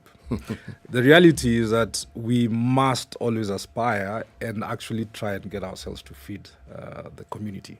But today, are we in the right ship? Is always going to be the question that you're asking. That is the question. Are you in the right ship? Does it have the right captain? Does it have, all those things? And there's also a question of what do we need to do short term and what do we need to do mid and long term. At the moment, the short term solutions you'll take require you to do different things. Mid to long term, you naturally need to recenter back to Kenya needs to produce what it needs to produce and feed ourselves. But between now and the next 6 months, we have to look for surplus from somewhere else to actually feed our people. And that's really the reality of the day. But I do agree with you, and that's the mission that I have and I carry for Kenya, that Kenya is able to feed herself within our own lifetime. Time for a break. It's 7:30. This is Kenya's biggest conversation. John Masharia is the Kenya country manager for the Alliance for a Green Revolution in Africa, AGRA. He's here to talk to us about the Ukraine angle to Kenya's food crisis, our own food security situation, how are we doing in terms of government policy, government programs, and also what are farmers doing? What is the private sector doing to ensure that we are food secure in coming years? Good statistic to start with, John. 80 million Kenyans in the year 2050 will need to be fed on a daily basis. What are we doing about that? Have you heard about Pocket by Mozilla? I think I have, actually. Yeah. You should try it out. Pocket by Mozilla. Tell him why. Ndu. So you should actually try download it. If you have an iPhone on the Apple App Store, or on the Google Play Store, you can download this fantastic app. And what you can do is all the different things that you're reading, looking at markets, looking at, articles that you could read later, thinking about a podcast. Free research that you want to then refer to later. What it allows you to do is that it pockets it and that you can keep it aside. All the different tabs that you have open. I don't know, Eric has 50 million open. Yeah. I don't know how many you have open. You lock it down and put it in that pocket and you can come back later and have a look at it later. Kenyan content creators and content curators now will be also putting information on there for you to then go and have a look at. In terms of content and other stuff that you would be interested in. So really what it allows you to do is store away all the stuff that you need to look at on a daily for later. Absolutely. I hope they can have the AGRA Food Security Monitor in there. You can. And actually, because also AGRA is a content creator, you're always churning out information. You can also be the content creators whose content is being pocketed by people. Absolutely. For consumption on the go. Absolutely. Let's take this break, take a look at the traffic. We'll be back shortly. This is the Situation Room, the only way to start your day. If I'm found guilty, there is no problem. I'm willing to serve. I have no problem. Jails are meant for human beings. They say a society gets the leadership it deserves. If you have a corrupt, crooked and rotten society like we have in Kenya, then of course they will get that kind of a leadership. I think the president should dissolve parliament. That's the best solution at this moment in time. Dissolve parliament. All of you go home. Yes, we all go home. How are we encouraging other people who might have new and creative ideas? Young people who are making money without any government help. They are just buying their own bundles. They are going on TikTok and making money. KRA is coming after them. I've been in parliament for 15 years. We have been unable to pass the gender law. And yet no presidential candidate is talking about it now. Because we are fake. The truth is, all the men refuse to vote for that law. What did Sonko do to Pumwani maternity hospital? Yeah, he with cleaned his it up. own money. Cleaned it with his own money. That was him as an individual. Yeah. And I did not say he was cleaning his own money. I was saying he cleaned Foot, mouth. Foot, mouth. Eric. Okay. The Situation Room, Kenya's biggest conversation. Cloudy conditions. The sun is trying to peek through those clouds in Nairobi at 12 degrees. We'll see highs of 23 today. 13 degrees and sunny conditions in Nakuru. Highs of 24. 23 will be the high and mostly cloudy. Nyeri at 13. And it's 13 and sunny in Eldoret. Highs of 22 and lows of 12. 22. And it continues to rain in Mombasa. Highs of 28 and lows of 22. And it's also raining in Malindi at 24 with highs of 28. We'll see lows of 23. It's 20 and cloudy in Kisumu. Highs of 28 and lows of 18. And 18 degrees and cloudy in Kakamega. Highs of 26 and lows of 15. It's raining in Kampala at 20, highs of 26 and lows of 17. And the sun is also out in Dar es Salaam at 20, highs of 28. Looking into Johannesburg, it's clear at 10, highs of 17 and lows of 6, while it's mostly clear at 23 in Lagos. It'll go to highs of 29. 29 will also be the high in a clear Kinshasa, currently at 20.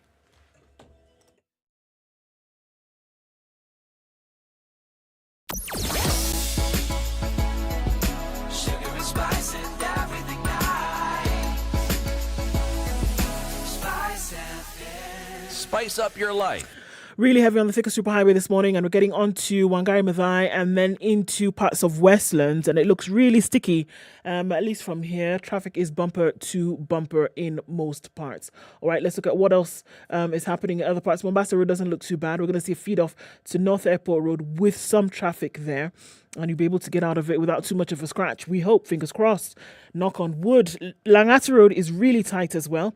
It's seeping into South Sea, into Nairobi West, and then trying to get out towards the Nyayo National Stadium, and then out towards Airdrome Road. So that is one to look out for. We're looking at, is there something like extra bumper to bumper? Well, that's what's going on Jogo Road, because it's really messy this morning. Lunga Lunga Road also, in and outbound, is tight. Landis is all starting to build up quite some. Thika Superhighway is crazy, as is Kiambu Road. Everybody's out at 7:30. Let's take a look in about half hour, see what it looks like. Talk to us, guys. What's happening where you are? SpiceFM KE on Twitter.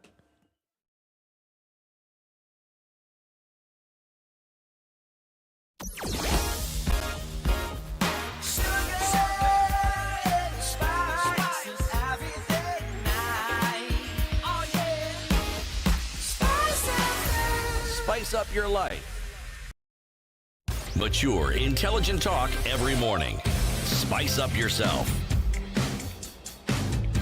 23 to 8, the conversation continues with John Masharia, the country manager for Agra Kenya.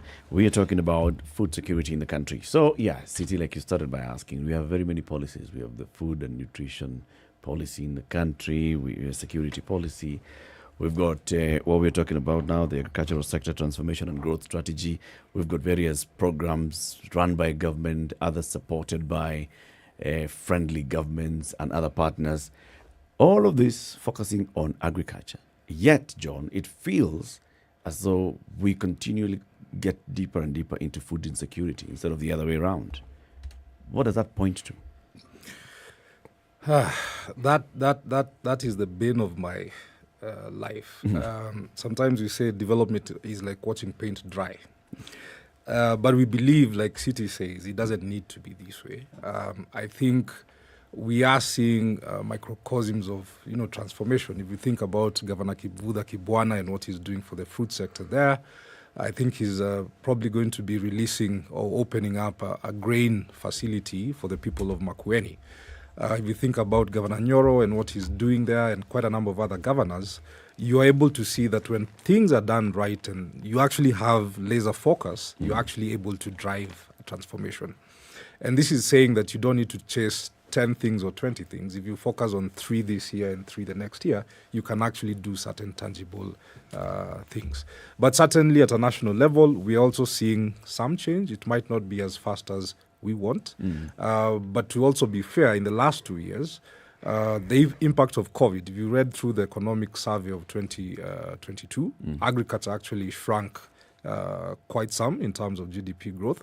And we now seeing, because of the Ukraine war, there is expected to be further contraction of the, Kenya's contribution, GDP, agriculture GDP contribution. And this In one sense, it's external factors, and now we actually have a drought that has been going on, and you have 3 or 4 failed seasons. So certainly production does go down. But the bigger conversation for me is climate change being our reality. I think it's postulated that, we'll have a 1 to 2% increase in temperature. There'll be less rain and more rain in some places. What is it that we do today that ensures that 50 million, 80 million people are fed by 2050? And I can imagine Nairobi by that time, I think we are 5 million right now. We probably will be 10. So if you think about a Nairobian eating a banana, 1 banana a week, you need how many bananas by 2050? You need 10 million bananas. Yep. If you think about it in 52 weeks, that's another figure. Yep. Right? Are we focusing though, John? Because I'm listening to to what you're saying. And for me, right now, if you say that the very first thing, the primary attention should be paid towards a country feeding its people, to make sure that there's food in the bellies of all your people, it is not possible then to develop if you've not done that very basic thing. This is what we are saying. But we have a situation where constantly, even before COVID, the barns are empty. NCPB complains all the time saying, well, you know what? We don't have any food in the barns. We have to start looking outside. That has been a constant conversation. We know that the drought situation is going to be a constant. We know this. This is not something that's going to jump out at us and shock us, right? We know that there are areas of this country that are drought prone. But on the same planet, we have countries that are desert, but seem to be able to grow some of the best food affordable or available on the globe. Israel, Australia, the UAE, for goodness sake, is in a desert. Saudi Arabia, growing some of the best food, keeping for themselves, and then exporting to the rest of the world in terms of surplus. And I keep going back to the example of Ireland that was in famine, not drought, famine, which is maybe 10 steps beyond drought. Able to get themselves out of this in 5 short years in a surplus, and then now being able to export. Same planet, not in the different parts, different universe. For me, it really shouldn't be let's strive to feed our people. It should be let us strive to grow enough food that can feed our people, and then for us to have a surplus. And I have a problem because then where is the focus? And shouldn't the focus be on that? That yes, there will be a drought, there will be COVID or something else in the next 5 years. But the focus then ought to be, let us grow that food here and not focus on export or import and not focus on some of these other things. Why can it not be that? Why can't it be that? Because looking at some of the experts that you have who are growing some of it's being done here in Kenya. Why can that not happen? It seems that to break beyond that is very, very difficult. So, Okoh, you raise a very interesting point. I think there's a book called How Nations Are Made that actually talks about the paradox of countries that are resource rich don't tend to actually are not doing better than those that are resource poor. If you think about Israel, it's almost below sea level. It's almost totally a desert. It's doing fantastic. Egypt, I think, is number 8 in global production of potatoes and things like that. So that's a very difficult question to ask. But I will say this. I believe there are quite a number of attempts that are actually being made to do the right thing. Again, we're in a liberal economy, so it's not where you're dictating to people what to do. So people have choices in terms of what to do. And I want to call out, for example, we've seen a wonderful farm here in Machakos called Aussie Quest. I think it's 2,000 to 3,000 acres. Can you believe it's possible to grow wheat in Machakos? The gentleman grows wheat and has Which been part growing, of Machakos? Just where the Shell petrol station is, I think on the left. There's a very fantastic farm there. At Chumbi. The Machakos Junction. Wow. Right? There's a guy growing wheat there. And he's practicing climate-smart technologies. And even in the absence of rain, he's been able to have 2,000 acres have crop come to term.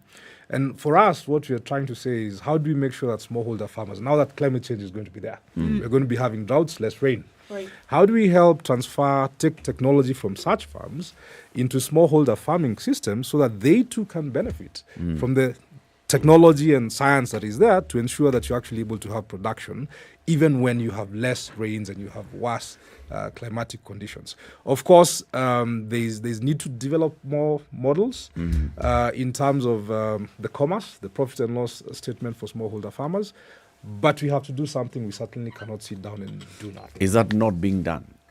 Like Julia is saying, small-scale farmers are a bother to the government, especially the wheat farmers. I don't know that they're a bother. I think the problem we have here is hunger. They are made to feel like they're just munasumbua. The problem we have is hunger. Tumbo, an empty stomach does not even know religion, Bana. So, is there anything that's being done to address those things that you're saying? You know, programs that then would be promoted. You see, the farmer looks at it and says, if it makes sense, like you're saying, yes, it's a liberalized market and all, but markets follow sense. Farmers follow markets. Farmers follow markets. If there's money, someone is going to invest. And smallholder farmers are probably our biggest private sector. Now that we have think tanks in government, in the private sector, looking at food security and looking at climate smart agriculture and looking at all the best ways that small scale farmers can maximize their production and output, why aren't we seeing that confirmation and that communication going to the farmers? All things held constant, ceteris paribus. The biggest problem we have is adoption of yield-enhancing technologies. Maize is our staple crop because about 71% of the farmers have actually adopted appropriate technologies. If you look at millet and sorghum, it's about 36%. So if you think about how much maize or how much wheat or how much millet we require, if people are still adopting technologies at such a low level, then it doesn't then reflect, nationally. What causes this? What is leading to people not adopting the yield-enhancing technologies? Is it lack of awareness, lack of options? I would say two things. Number one, in 2010, we decentralized a lot of agriculture. And what we've seen is that we have a diminishing level of extension force on the ground. I think, depending on which county you are, I think the national average for Kenya is anywhere between 1,000 and 3,000 farmers. So if you think about an extension officer, even in a year, are you able to actually interact with 3,000 homesteads? You can't. So that needs to change, probably through public sector reform. That's one. Number two, if you look at our farmer, the person we're actually calling a farmer, and we have put the burden of feeding the nation on, is anywhere between 60 to 75 years old. Are they technology savvy? Do they have the hunger to go out there and use technology? I think not. But the national average age in Kenya is 22 years old.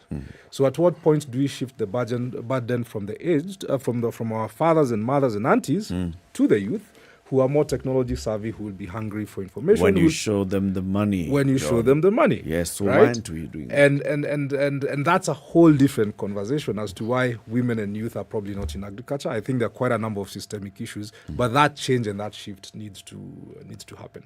Because if you have a weakening physical extension system, then the alternatives are mostly digital. And if you have an aid set that is not digitally savvy, then you have reduced opportunities. But nonetheless, as Agra, we are trying to do quite a lot of things.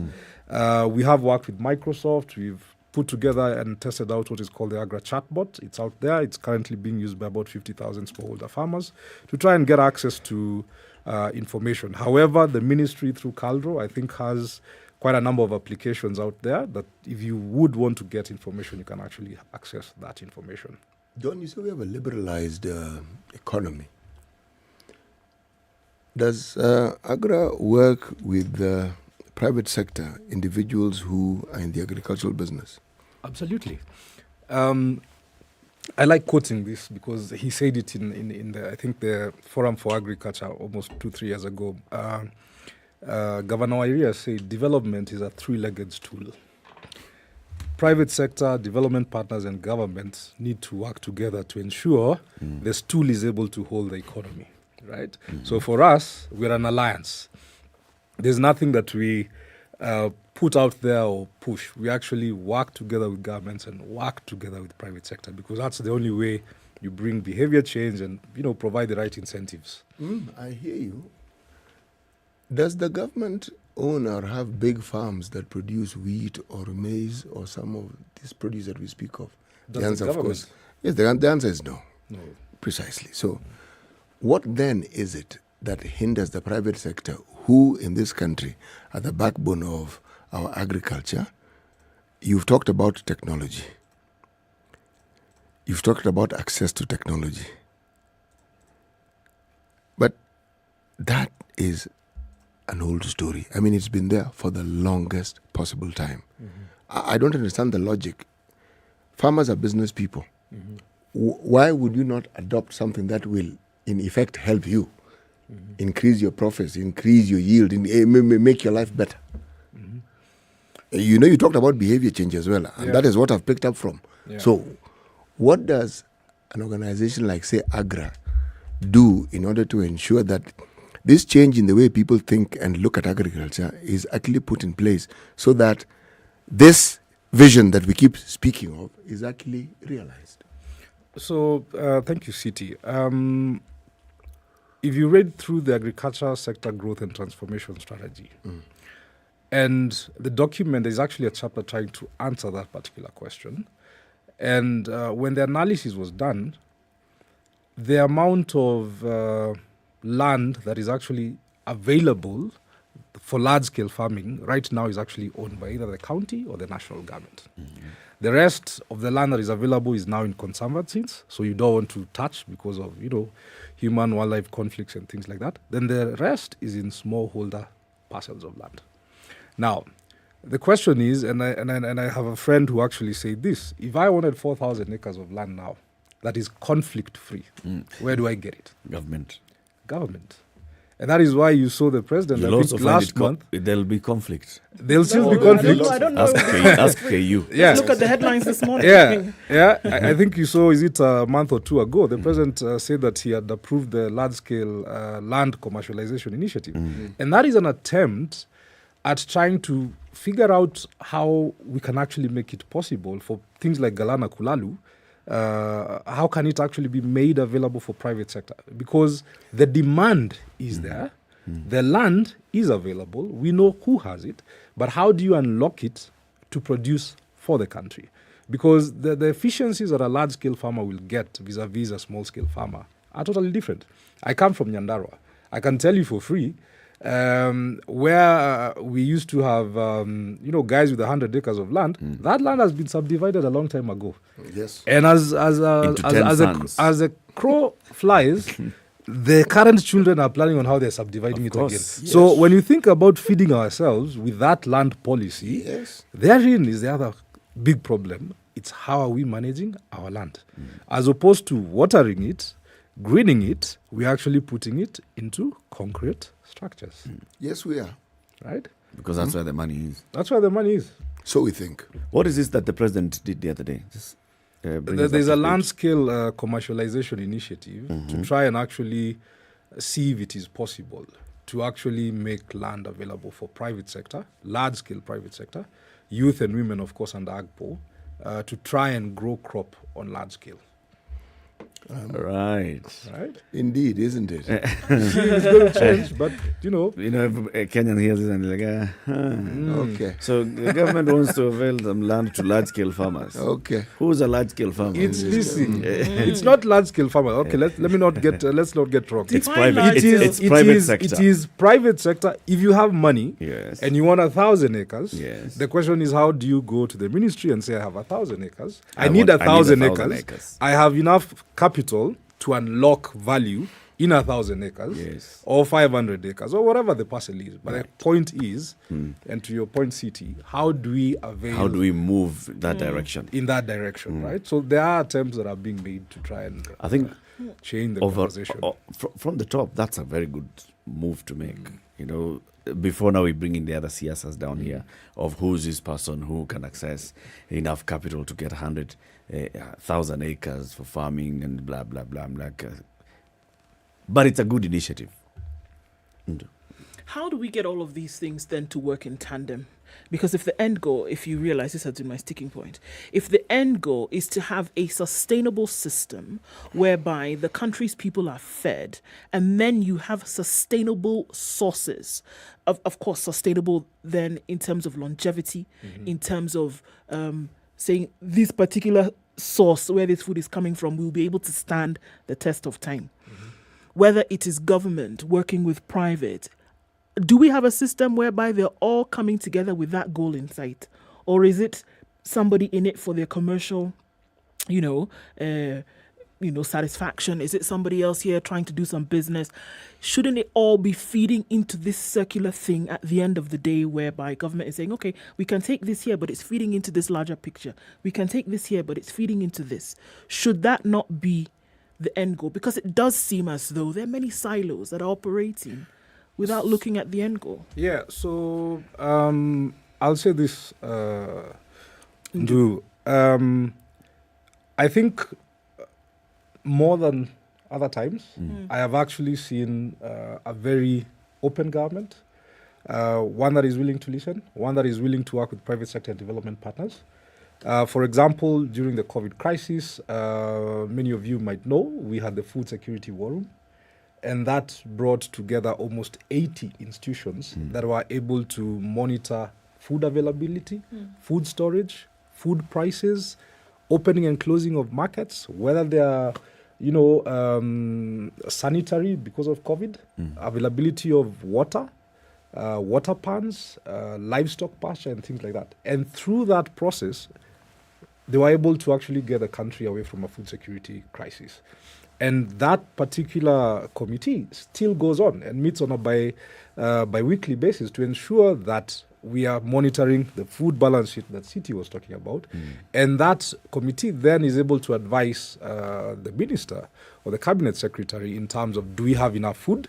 Should we then be able to open an import window to ensure that the country has food? Or what do we do with the subsidy program to ensure that the cost of production is actually going down?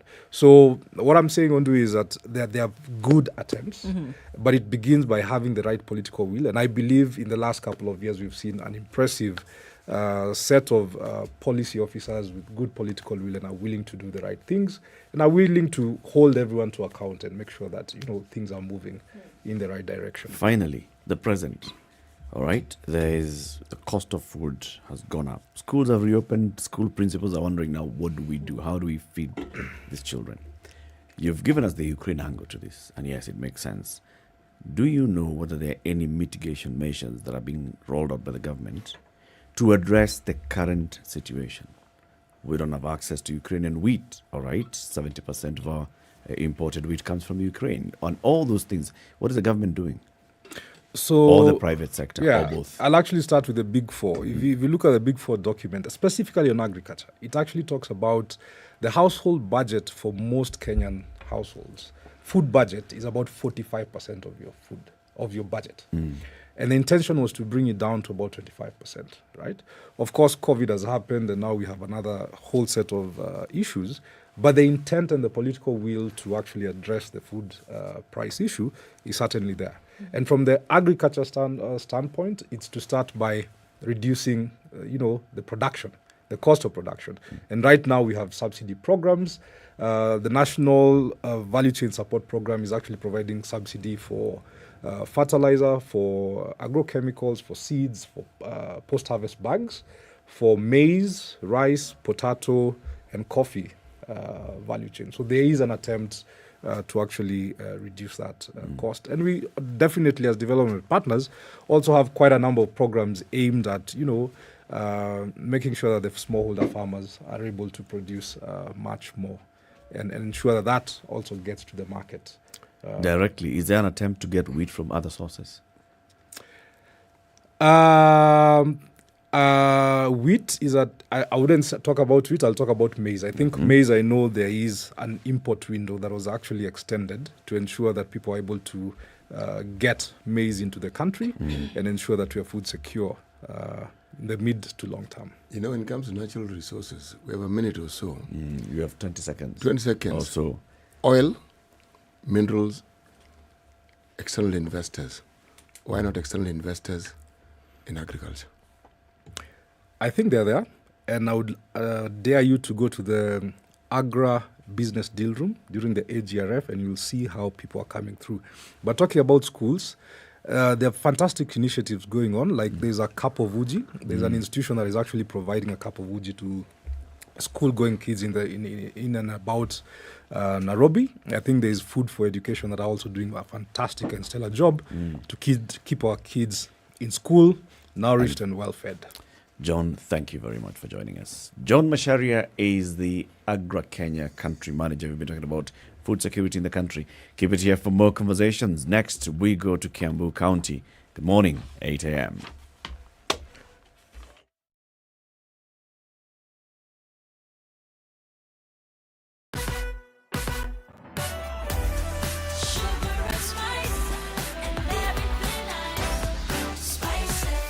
Spice up your life.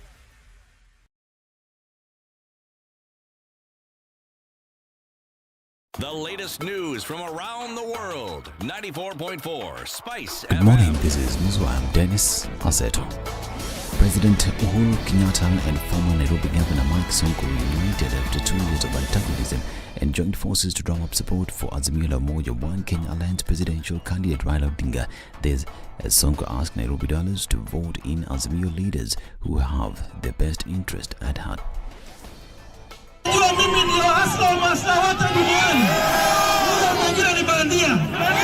Sasa mimi kwanza ningependa kushukuru Mheshimiwa Rais wetu Uhuru Muigai Kenyatta. Kwa ile muda kidogo nimekuwa nje, nimeona rais amechapa kazi. Huyu ni rais anajali maslahi ya wana Nairobi na Wakenya kwa jumla.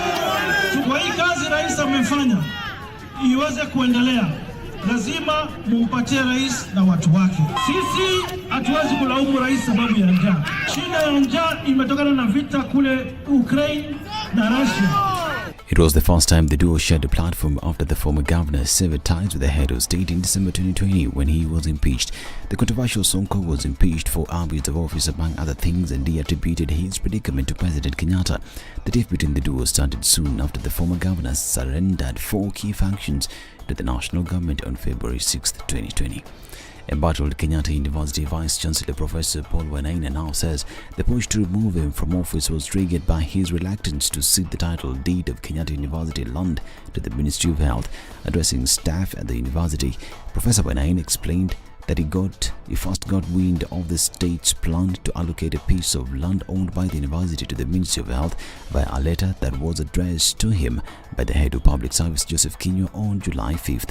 The letter, when Aina said, had referenced an earlier communique issued by the state following a cabinet meeting held on May 11th, which ordered the university to surrender the title deed of the 338-acre land in question to MOH for petitioning. Probably this is the last time I'll be talking to you as a BC.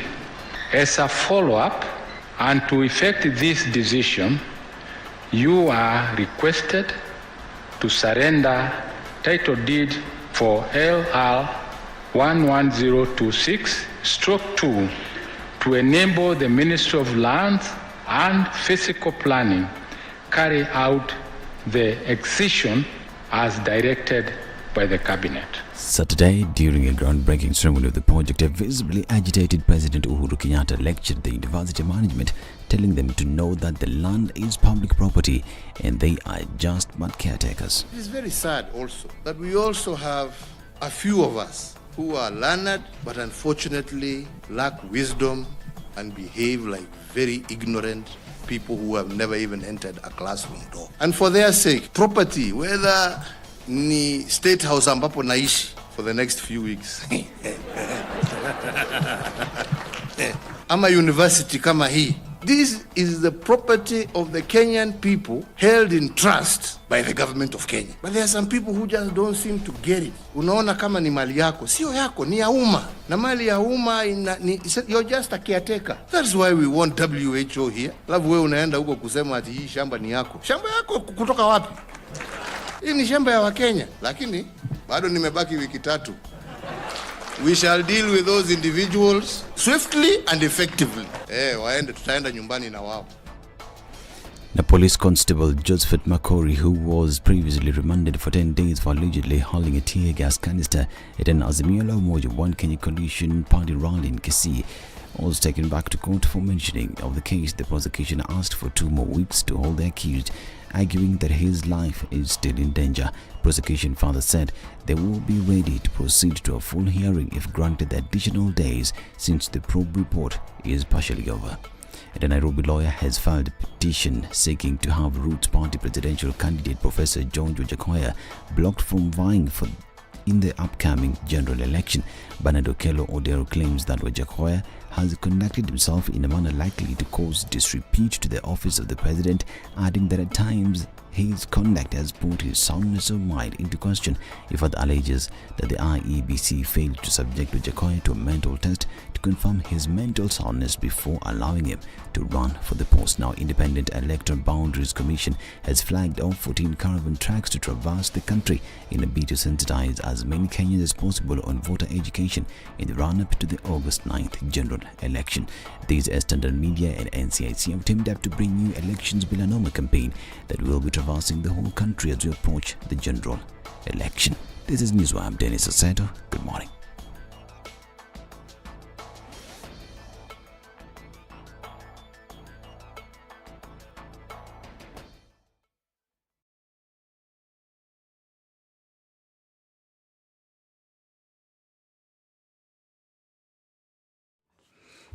All right, so what are we looking at? Thika Superhighway still continues with thick traffic this morning, moving really slowly, getting out towards that Pangani underpass and then out towards Wangari Maathai Way. So everywhere you look around the city this morning looks really crazy. Everybody then feeding off onto Outer Ring, having some issues today. We're looking at Juja Road, Kangunda Road, also looking at Manyanja Road. Really heavy traffic today. Outer Ring then spilling over to the Thika Superhighway. Kiambu Road inbound traffic is another story. Muranga Road started early and that is still continuing as you're getting towards the Globe Cinema overpass. In the CBD, really heavy Landis Road inbound traffic, then heading out towards Kamkunji. So this then affects Haile Selassie, which then in turn is taking off traffic off Uhuru Highway. So what do we have? A lot of traffic everywhere you look. Gong Road also doing the same thing. Raila Odinga Way is taking off some traffic from Langata Road, which started early as well. So are we in traffic hour? Yes, we are. Properly. Let's take a look in half hour, see what it looks like. It's probably to get a little bit crazier than now. Let's talk on SpiceFM KE. Tell us where you might be stuck or where you find a good route, and we'll share.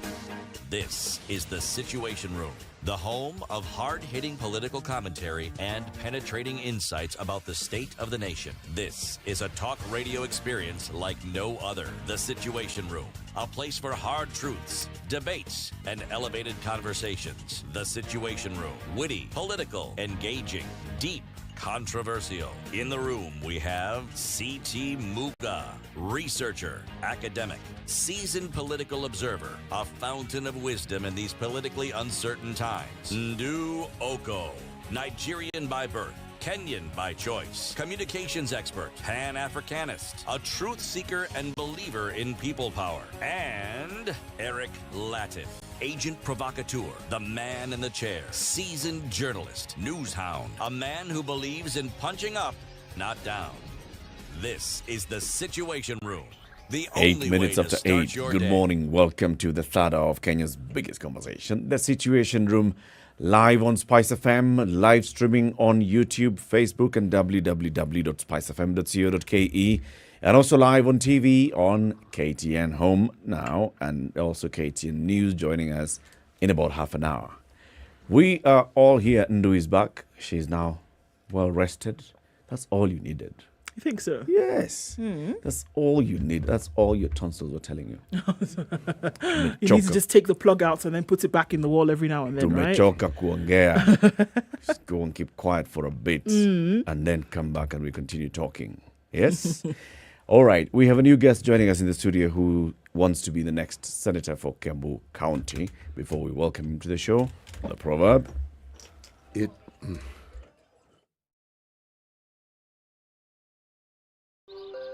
Good morning, boys and girls. The proverb of the day is brought to you by Okoh Fresh Gel. It is the voyage, not the ship, that matters. from the Angolanese.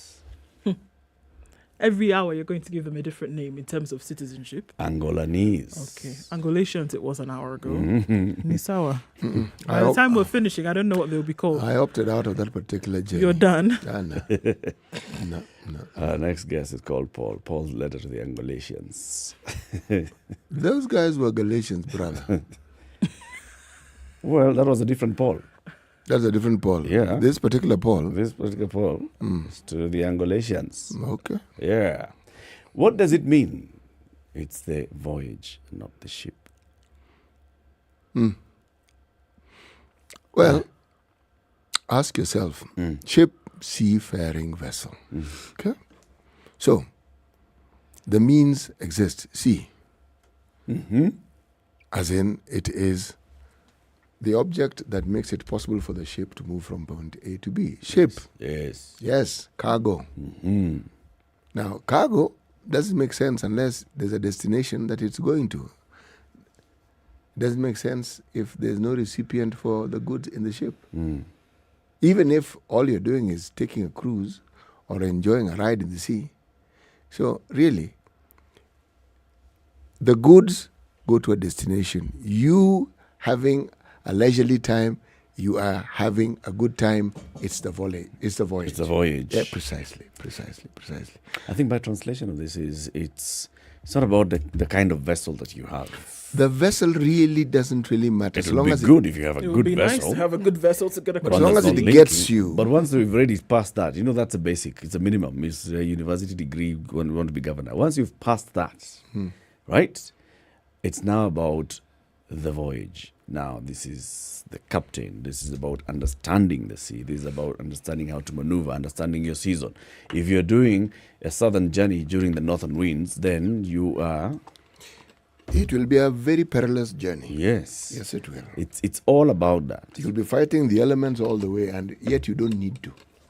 Before the advent of the engine, people understood wind power, and they understood how to make voyages using natural resources available to them. The wind included. Yes, yeah, precisely. Yeah.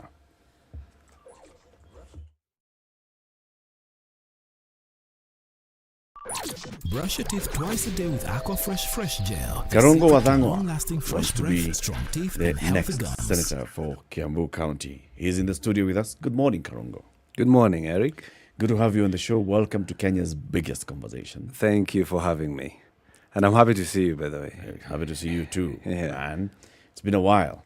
And it's good to see that you are well, despite all the trials and tribulations that you've gone through, True. which is why you're here, to take us through your own trials and tribulations. Yeah. Write a book.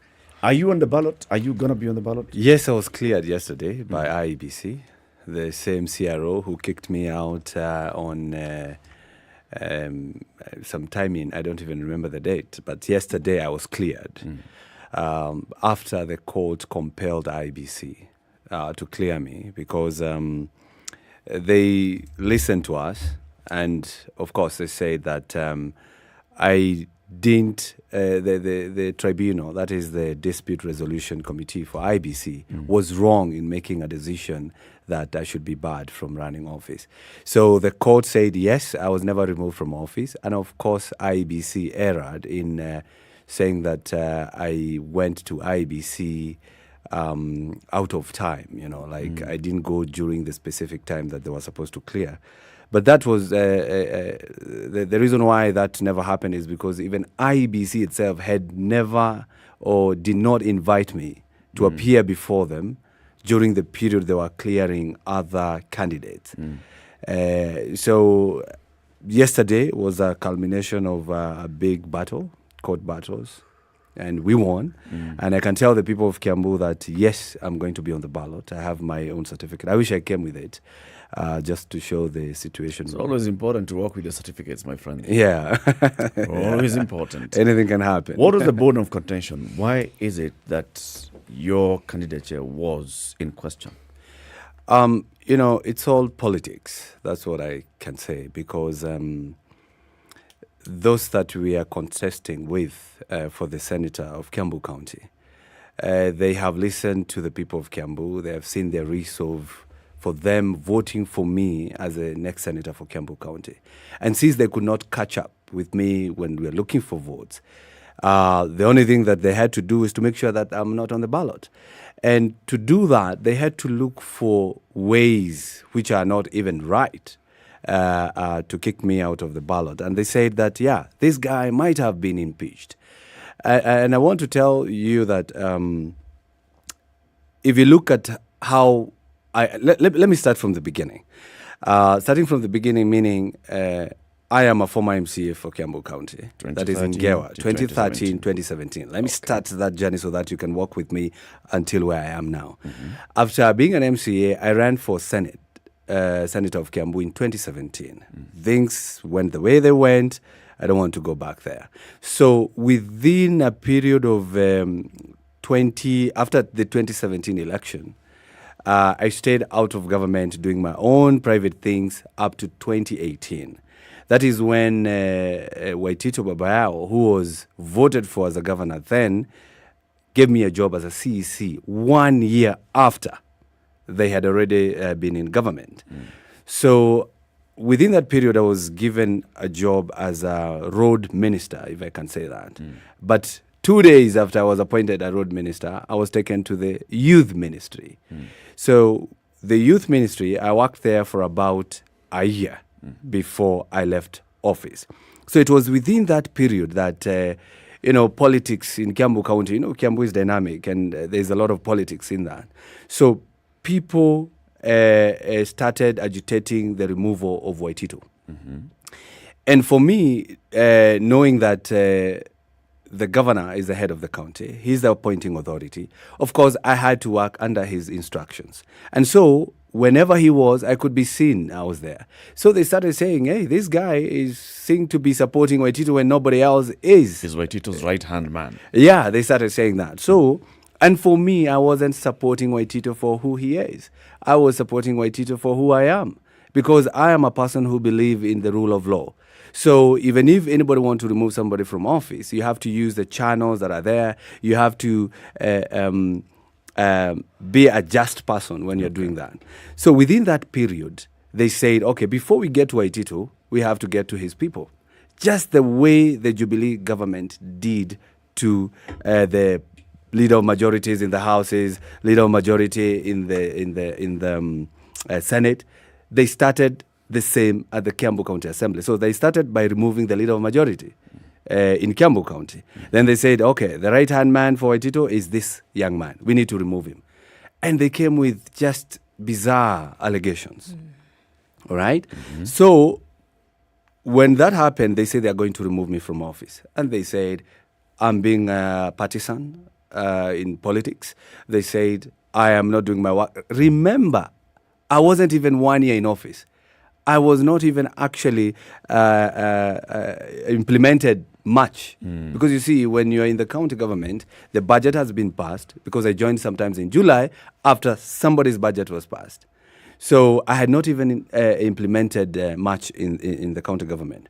So they said, we are going to remove you from office. They started the process. Okay. And I was like, oh, this guys looks like they're serious. And they started coming to my office. No, for you not to remove you from office, you need to give us something. And I look at a salary of a CEC, it's about 185,000. Okay? So about 92 MCAs, even if you would want to. Want something.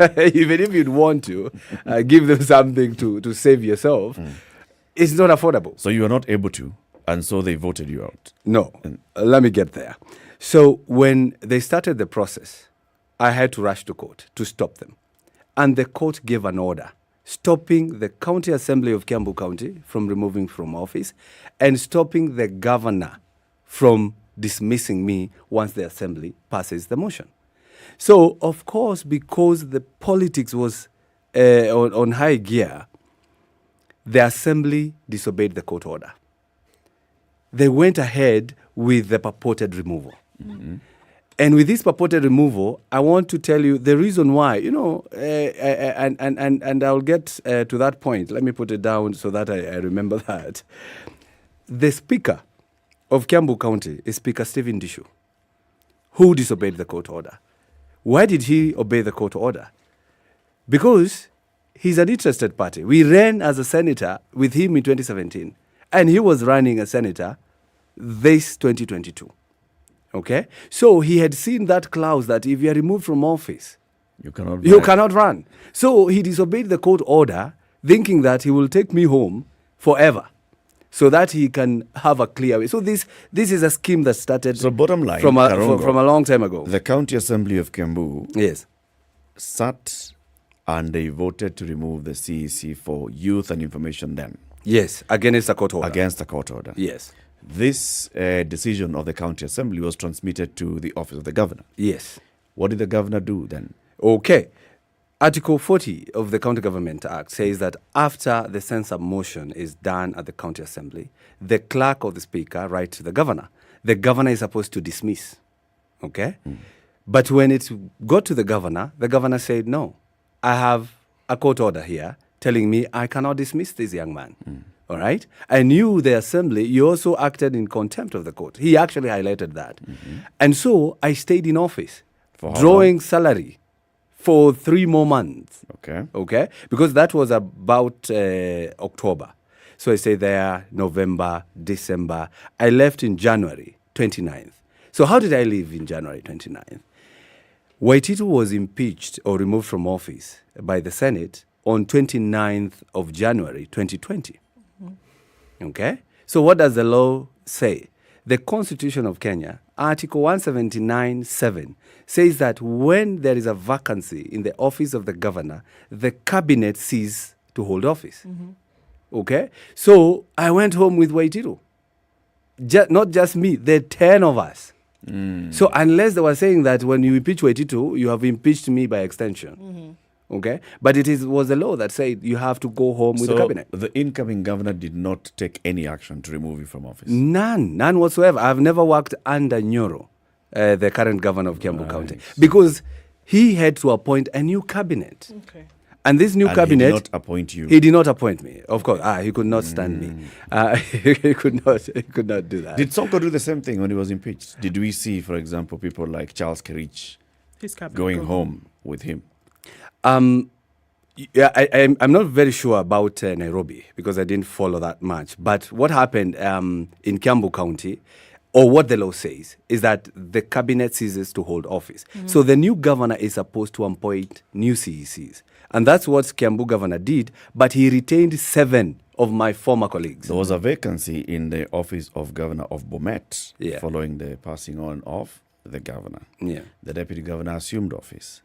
The deputy governor had to take action on the CECs himself. Yes. They did not go home with the death of the governor. Yes. So I don't know what...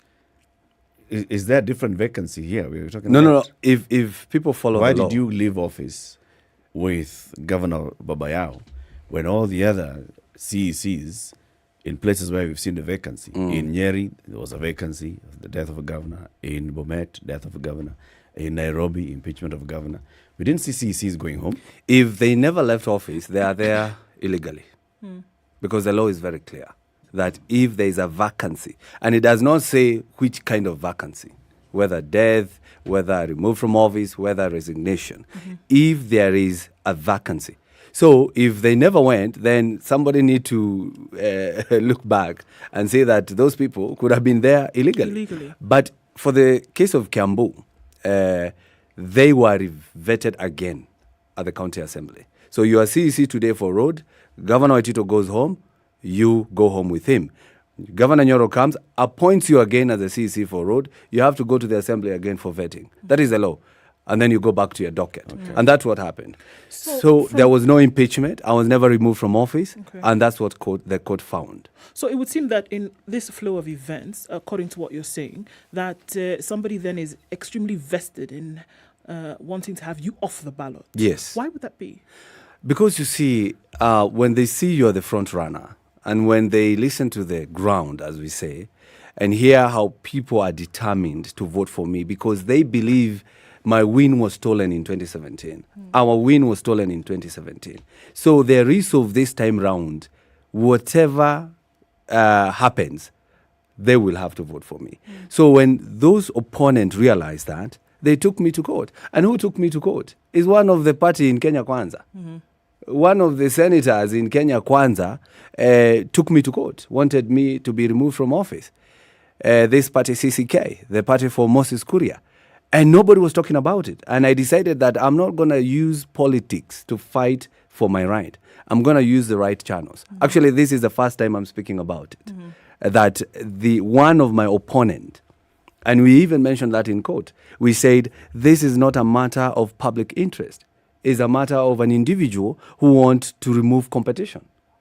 So when they took me to court, and I'm happy that the 3-judge bench threw away that case by saying it was premature. And then they left me with Iebc. Because at Iebc, there was no complainant. There was no accuser. It was just Iebc on their own motion. Okay? I hear the law, I've learned a lot of law. They say suo moto. On their own motion, they decide to remove me from the ballot. So I went to the tribunal to accuse the CRO.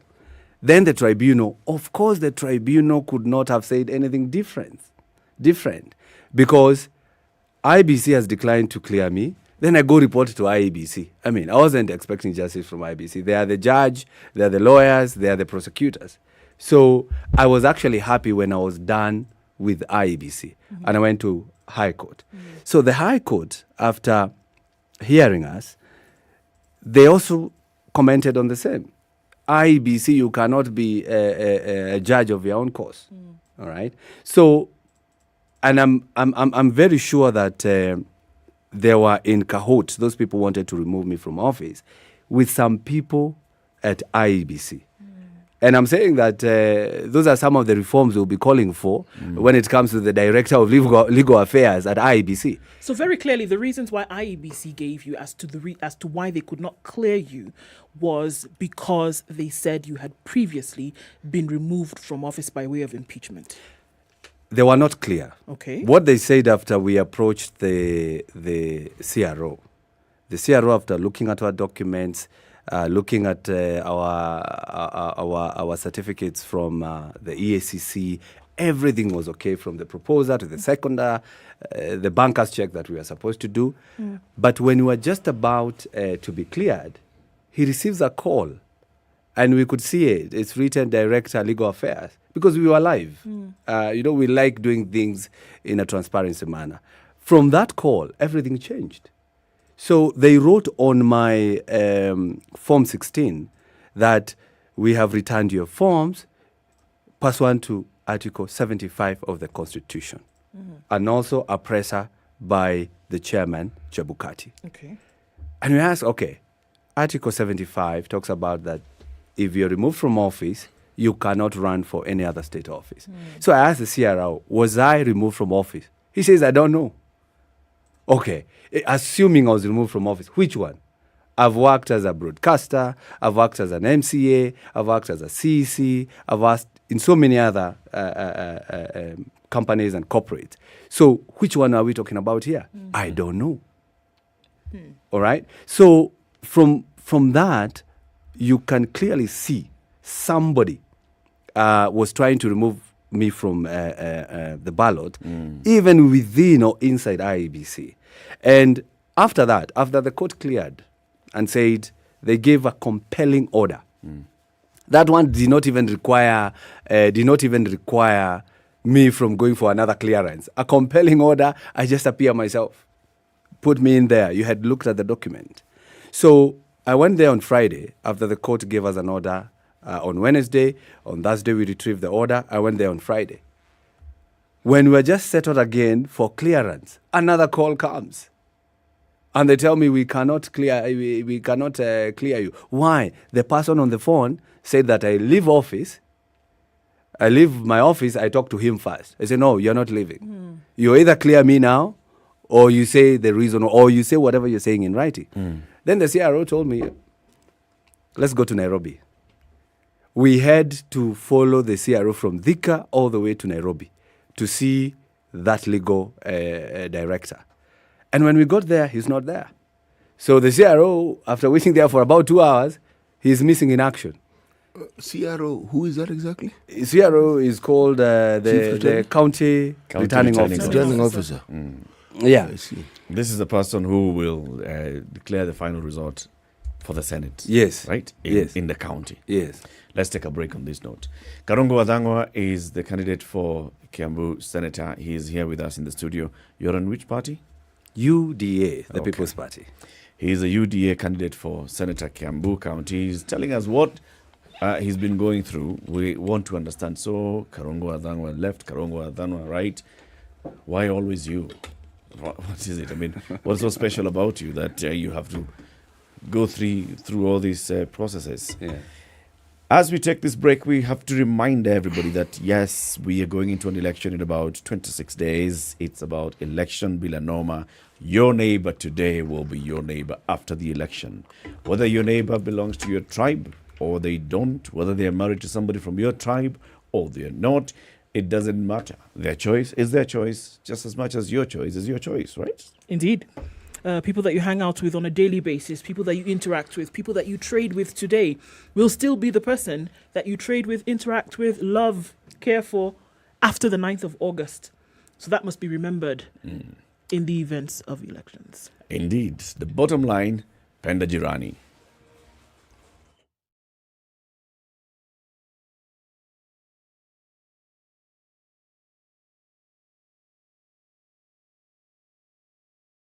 This is the Situation Room, the only way to start your day. Do you sometimes come across all this interesting and amazing content online and before you know it, you're 10 tabs in? Or sometimes your browser refreshes itself and you lose that video or write-up you were keen on. In these moments, I bet you wish you could store this content somewhere so it's accessible to you when you need it or want to share it. Well, you can. It is as simple as putting it in your pocket. Thanks to Pocket by Mozilla, you can curate what you love, save it to your list, and access it even when you're offline. It gets better. You have the option of listening to your favorite articles, and before you ask, of course you can watch video content as well as even when offline. Filter the best of the internet and download Pocket by Mozilla now. Available Sunny conditions on now in iOS Nairobi at and 14. We'll see highs of 23. Stories 24 will be the high in a sunny Nakuru at 14 currently, coming down to lows of 12. And it's mostly cloudy at 15 in Nyeri, highs of 23 and lows of 11. It's 15 and sunny in Eldoret, highs of 22 and lows of 12. It's 23 and mostly sunny in Mombasa, highs of 28 and lows of 22. And the rain is still coming down in Malindi at 24. It'll go to highs of 28 today and lows of 23. It's raining in Kampala. Rather, it's mostly cloudy in Kisumu at 21, highs of 28 and lows of 18. And Kakamega is cloudy at 20. We'll see highs of 26. 23 and light rain in Kampala, highs of 26. And we'll see highs of 28 in a sunny Dar es Salaam at 22. It's 23 and mostly clear in Lagos, highs of 29 and lows of 23. And Joburg is sunny at 11. We'll see highs of 17 and lows of 6. It's sunny at 20 in Kinshasa, highs of 29 and lows of 19.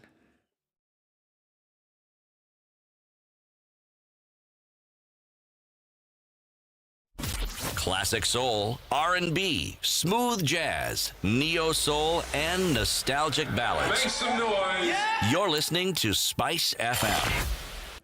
Traffic still continues really heavy on Langata Road today, trying to get into the city. And so because of that, quite some traffic on Raila Odinga Way as you get out towards Ngong Road. Ngong Road has been doing that thing this morning. And we're looking at way back, really, into Ngong Town. And that has moved really slowly off that junction. Naivasha Road heading out towards, in the other direction now, heading out towards Karen. So really slow today on Ngong Road. Not quite sure what's ticking there, but we'll keep an eye on things. We're also looking at Uhuru Highway, then getting out into the city, out into Westlands. It's been really heavy on the Thika Superhighway, not letting up, coming out from that outer ring junction, and then through to the Pangani Underpass, really looking at heavy traffic inbound there. Kiambu Road, spots of traffic here and there, and it's still doing the dot of traffic coming off Waiaki Way. James Gishuru not looking too bad, but we're looking at our expressway exits, have some traffic this morning to be reckoned with. Let's talk, guys. Let's see what's happening. About half hour or so, SpiceFM KE, Twitter.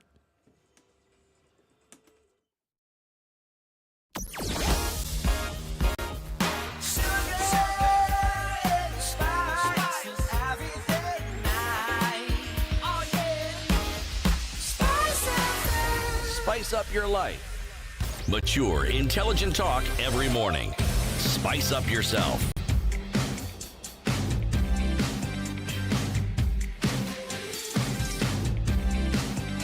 Mornings done right. 94.4 Spice It's FM. 26 minutes to Nairobi. 9. This is Kenya's biggest conversation. The Situation Room. Okoh, CT Muga, Eric Latiff. Our guest this morning is Karongo Wadhangwa. He is the UDA candidate for Kiambu Senator seat. We are live on SpiceFM around the country. 94.4 in Nairobi, 96.0 in Nakuru, 96.9 in Nyeri. Kisumu is 102.5, Malindi 97.7, Mombasa 87.9, Eldoret 96.7. We also transmit the show to the world, www.spicefm.co.ke. On Facebook, we are on SpiceFM KE. That's our page. On YouTube, we are on SpiceFM KE. We are live on KTN Home. We are live on KTN News as we have this conversation. Karongo, the issue that was being fronted against you was about integrity. Yes. Do you believe that somebody who has integrity questions should be allowed to vie in an election? Not you, just your belief and your principles. It's not my belief, it's the law. And the law says exactly that. If you have an integrity question, you're not supposed to run for office. And I agree with that. But the question is, are you? You know, even the law says if you have a traffic offense, you'll be fined this amount. The question is, did you jump that light? So I think the best thing for us to do is to find the processes or how we're going to be for sure knowing that that particular person lacks integrity. Because if you look at impeachment, it's a political process. And you know, it's because probably you are not in good terms with the political of today. So if somebody says they're going to remove you from office through integrity, because of lack of integrity, when did MPs become investigators? When did MCAs become investigators? So the best thing is for us to make sure that we do have those bodies that are mandated to find out whether you lack integrity. That is EACC. And when the EACC is allowed to do its work without weaponizing that fight against corruption or fight against any other thing, I believe we can give people justice. Because when you say MCA is removing you, can you imagine that if this process went the way they had planned, that means I'll never run for office in this country forever and ever. I mean, you're bashed. It's like the whole country getting you to the border and telling you bye-bye. Go, we don't want you. Karongo, you've served as an MCA. Yes. For 5 years. Yes. In the County Assembly of Kiambu. Yeah. Okay. Now you want to go to the Senate. Yes. Those two bodies deal with that impeachment question that we're talking about. Yes. Are you saying that the power to impeach should be removed from these two institutions? We just want to broaden that kind of process. And I actually have an answer to that. And sometimes I believe maybe God was putting me through this so that when we go to the Senate, we are able to make laws that not necessarily favor the politician, but for the interest of the counties. Because if you impeach a governor by the MCAs, he goes to the Senate. That governor was voted for by Jubilee. But you find other senators from ODM, other parties that never support you, saying that your governor should also go home. So I think the best thing is that we add a third tier. Of course, we have to put that issue of removal from office for governors, but because it's a political process. So that when the MCAs remove you from office, you go to the Senate. When the Senate removes you or ratify that decision by the MCA, we go to the third tier, which is the people. And if you look at Article 90 of the County Government Act, it says a county can have a mini referendum. So meaning, if the governor is removed by the Senate, the people are told now it's up to you to vote and say yes or no, whether you should go home. Because that is political. Okay? And that is what should happen. So that people look at this process and say, okay, I cannot bring malice in here. I cannot just look at this young man and say he should go home. So that we can give people the opportunity to say we had voted for this governor. Now we have had what he has done. Because it's only people vote where you are thief or not. So, Mheshimiwa, at what point should the people or a referendum be held? At the last process. At the last point. So when all the County Assembly, Senate, to the Senate, the way it is as today, you send it to the Senate. And then if now the Senate people says that vote. he should go home, now IEBC kicks in, forms a mini referendum in the county, and the county should now vote again to say, yes, this governor should go home or not. But I'm not trying to say that I'm protecting governors. What I'm trying to say is we want to remove malice from the politicians, because a politician can just hate the way you walk. You know, in Kirinyaga, they wanted to impeach a speaker because of chewing gum. Can you imagine you are bashed forever in your entire life? You'll never work anywhere because you are chewing gum and probably in the chamber. Okay, so I mean, even as we look at this, Karungo, at the time that you served, where this, kerfuffle could have taken place, Yes. was under a governor whom today Yes. then is in court facing very many charges, Yes. corruption being one of them. Is there any possibility that any of that stain would have made its way to your character? Of course, yes. Sometimes you are prejudiced by association. And actually, I was not really happy when my case again was put together with Sonko. Because people have already put their, they have already decided. Banded you together. Yeah, so they've already decided to, who is Sonko to them. So here comes somebody they have never had in this country, probably. And then even the people of Kiambu had for the first time that I was removed from office. And when you're put together with somebody they have followed, then they tend to agree.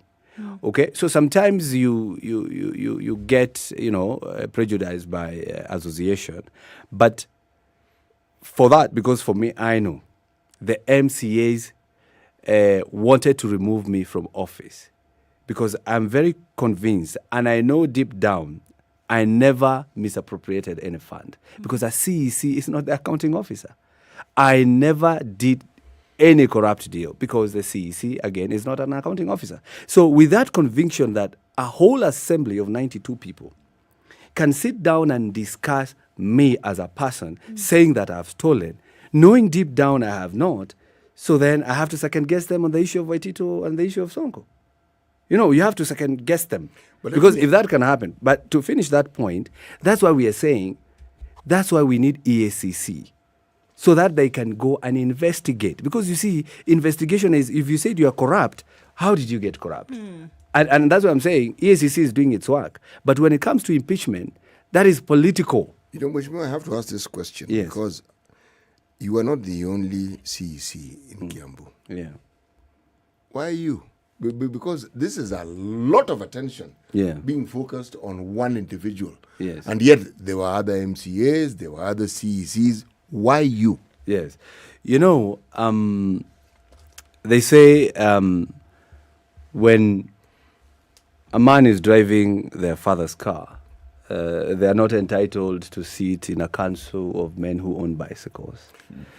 I did say that, didn't I? Yeah. So what I'm trying to say is that they have already seen this person, the path he has taken politically. They have already looked at this gentleman, looking at how I carried myself in 2017.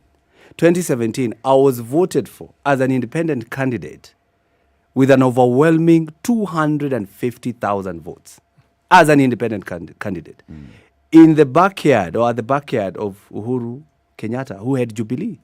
So this young man here, the person who won, how many votes did they get?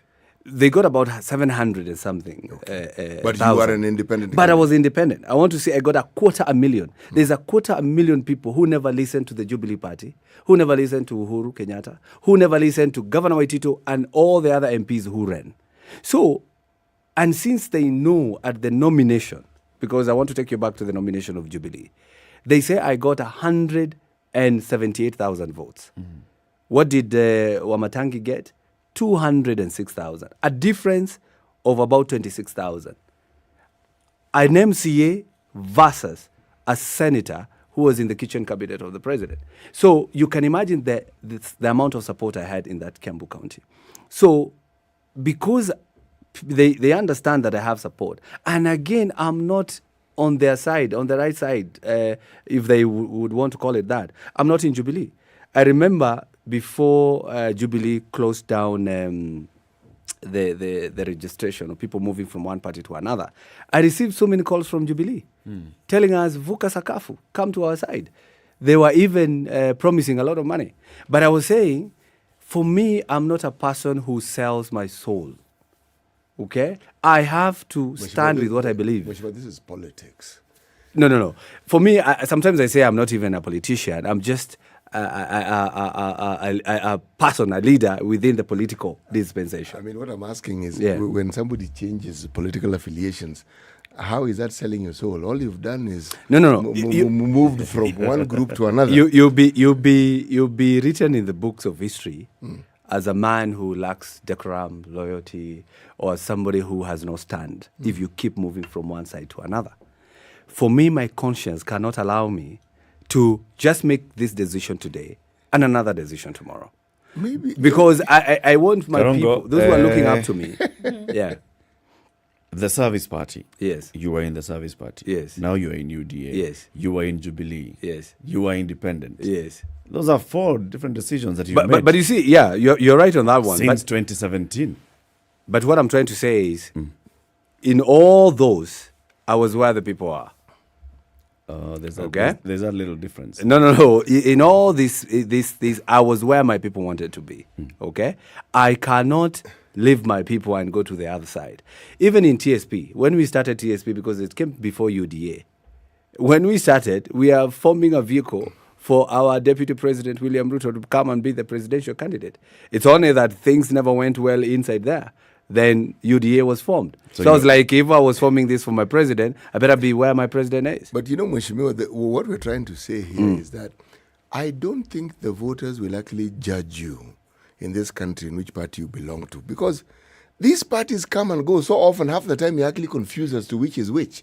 There was this, there was the other, and there is hardly any political player, irrespective of what level of politics they're involved in, who hasn't changed parties. I'm simply trying to say that when you talk about you, the individual, and the people who support you, makes sense. And what you're saying is that people follow the person to the party. So it's not the party that is determining whether you are elected or not. It's actually the other way around. People follow the party? It's actually, no.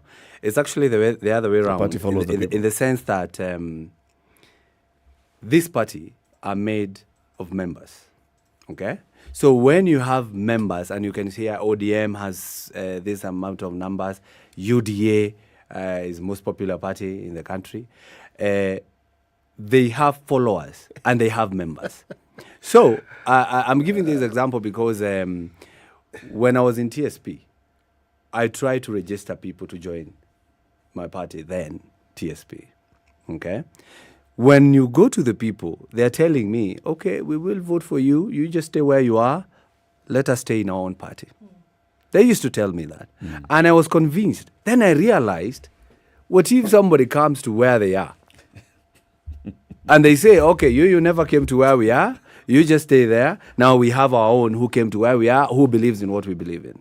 So that's why you move from one place to another. But as I'm saying, if I tell you today I'm going to be here because I believe in UDA, unless anything tragic happens, it is my work to make sure that I stand with my belief. I stand with what UDA stands for, that is a bottom-up model, and I stand with what my people stand for. So it's not a matter of convenience. It's not a matter. If you look at me, I stood, and I told you here at the beginning of the show, I stood with Waitito not for who he is, but who I am.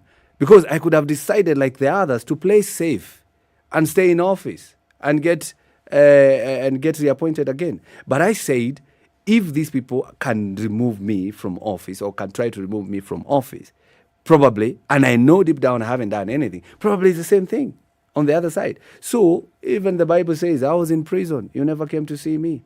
You know? So stand with this person who everybody is bashing. And that's what I will stand, that's what I'll do with the people of Kiambu. When somebody says something wrong about Kiambu people, I'll be there. I'll be there to stand with them. So the issue of moving from one party to another, there are those who just want to be on the right side of, the dynamics. But for us, we say, this is why we built this party UDA, and this is not the time to rush. So, as a political body, yeah. the county assembly is consuming information data, right? So Yeah. it's consuming reports.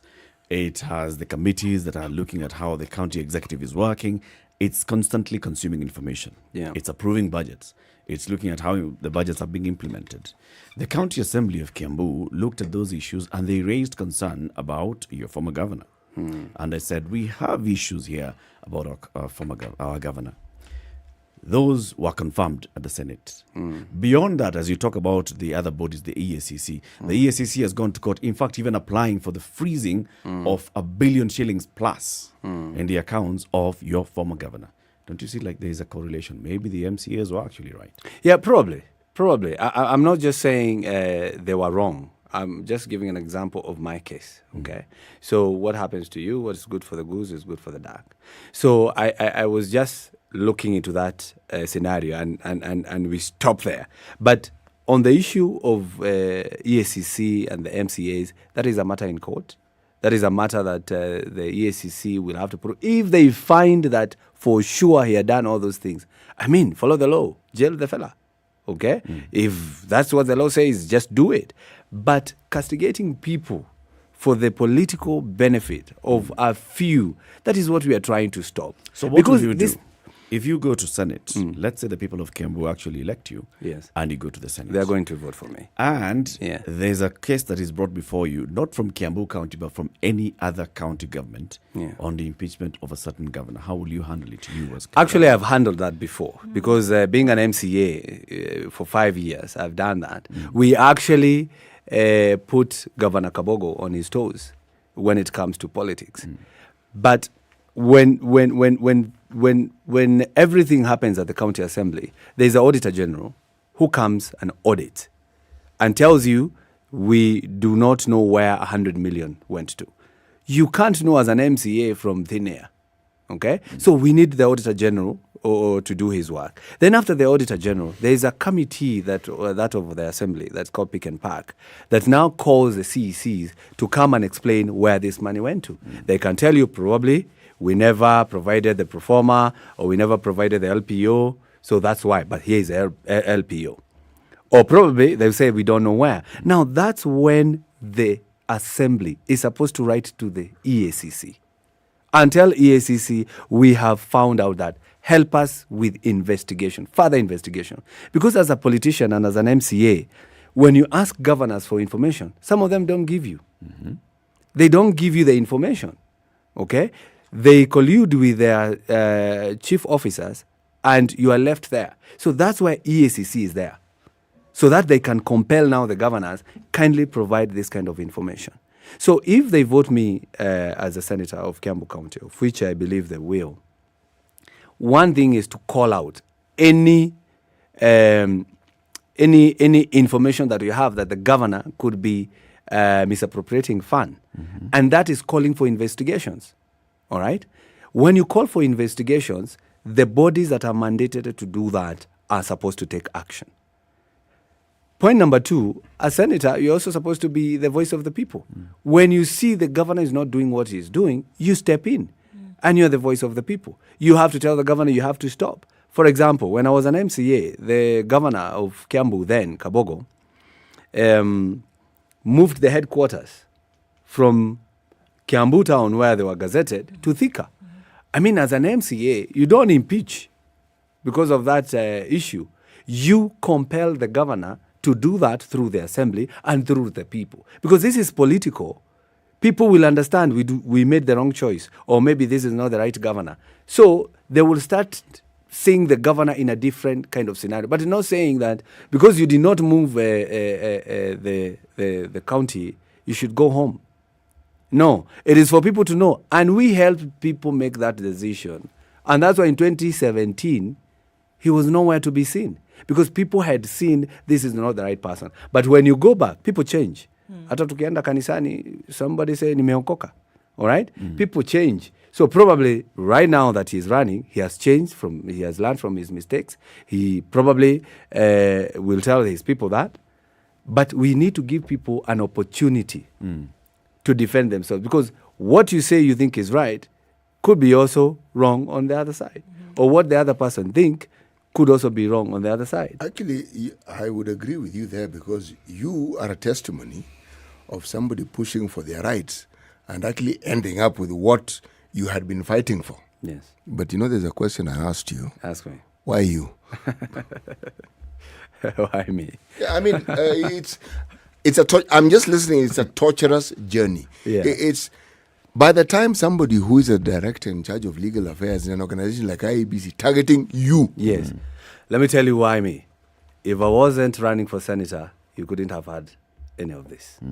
Yes. If I was not running for political office, you couldn't have had any of this. If I was running on Jubilee ticket, you couldn't have had any of this. You wouldn't have heard any of this what? You wouldn't have heard that maybe your name would have been mentioned in corrupt practices.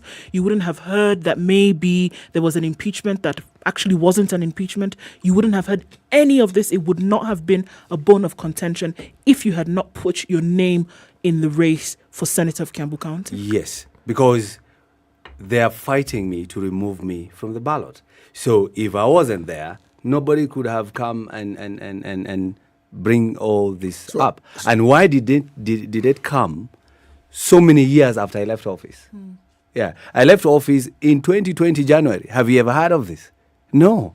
Nobody went to court. Nobody did anything. But when I want to run for Senate and they do their opinion polls and see I am the most popular candidate in Kiambu County, thank to God, they want to remove me so that now they can get this opportunity. So what you're saying is that there's a concerted effort by more than one person. They have colluded. Yes, of course. So which groupings are these that have colluded? Who are these who have colluded? You've said there are people who are opposed to you. Yes. So you're saying your competitors have agreed to oppose you.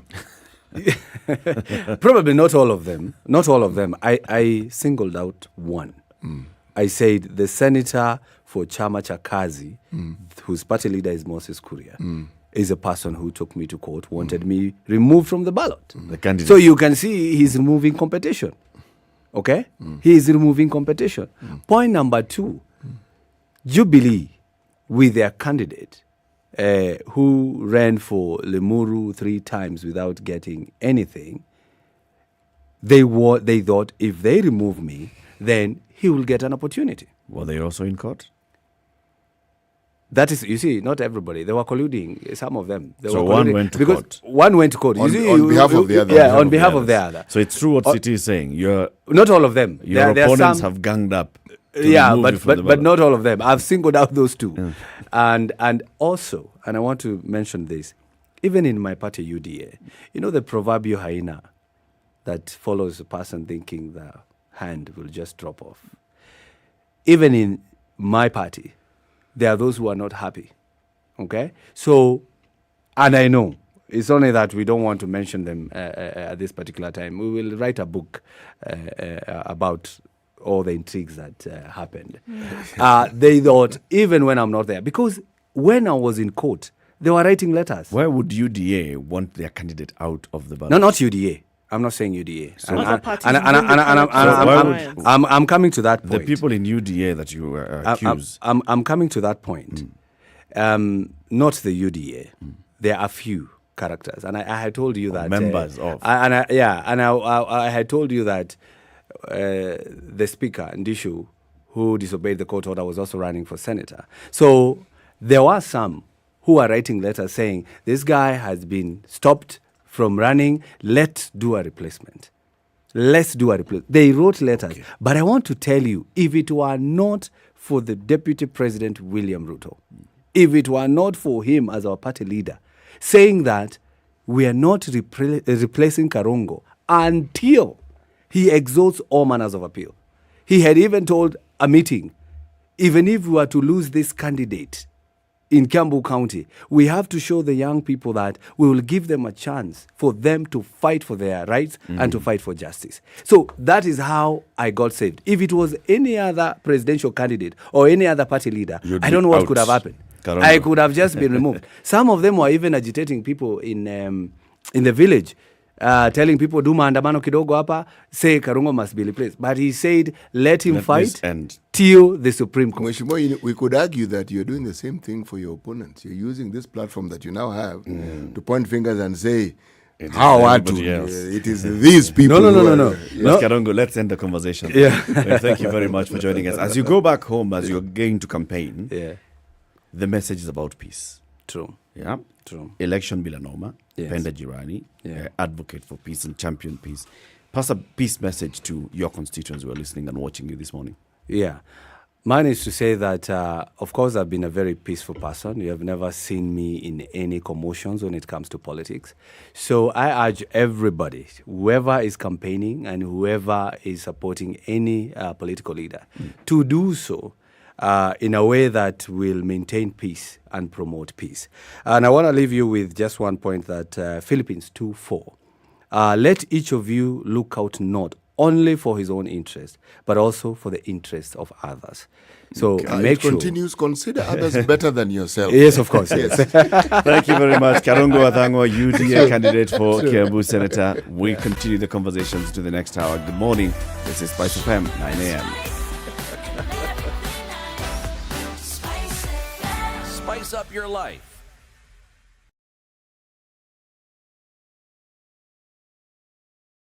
The latest news from around the world. 94.4 Spice FM.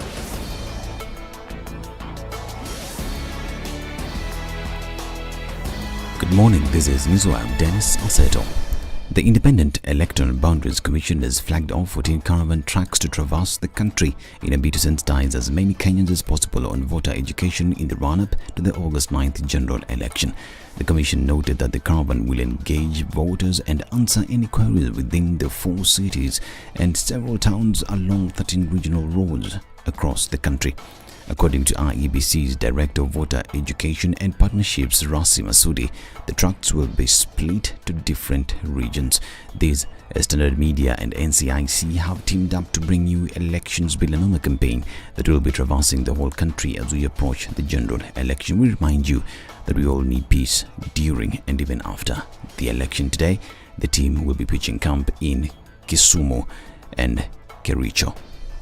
Now, Azimio presidential candidate Raila Odinga has told Deputy President William Ruto that he is more popular after he accused him of manipulating opinion polls in his favor as part of a scheme to reject the results should he lose.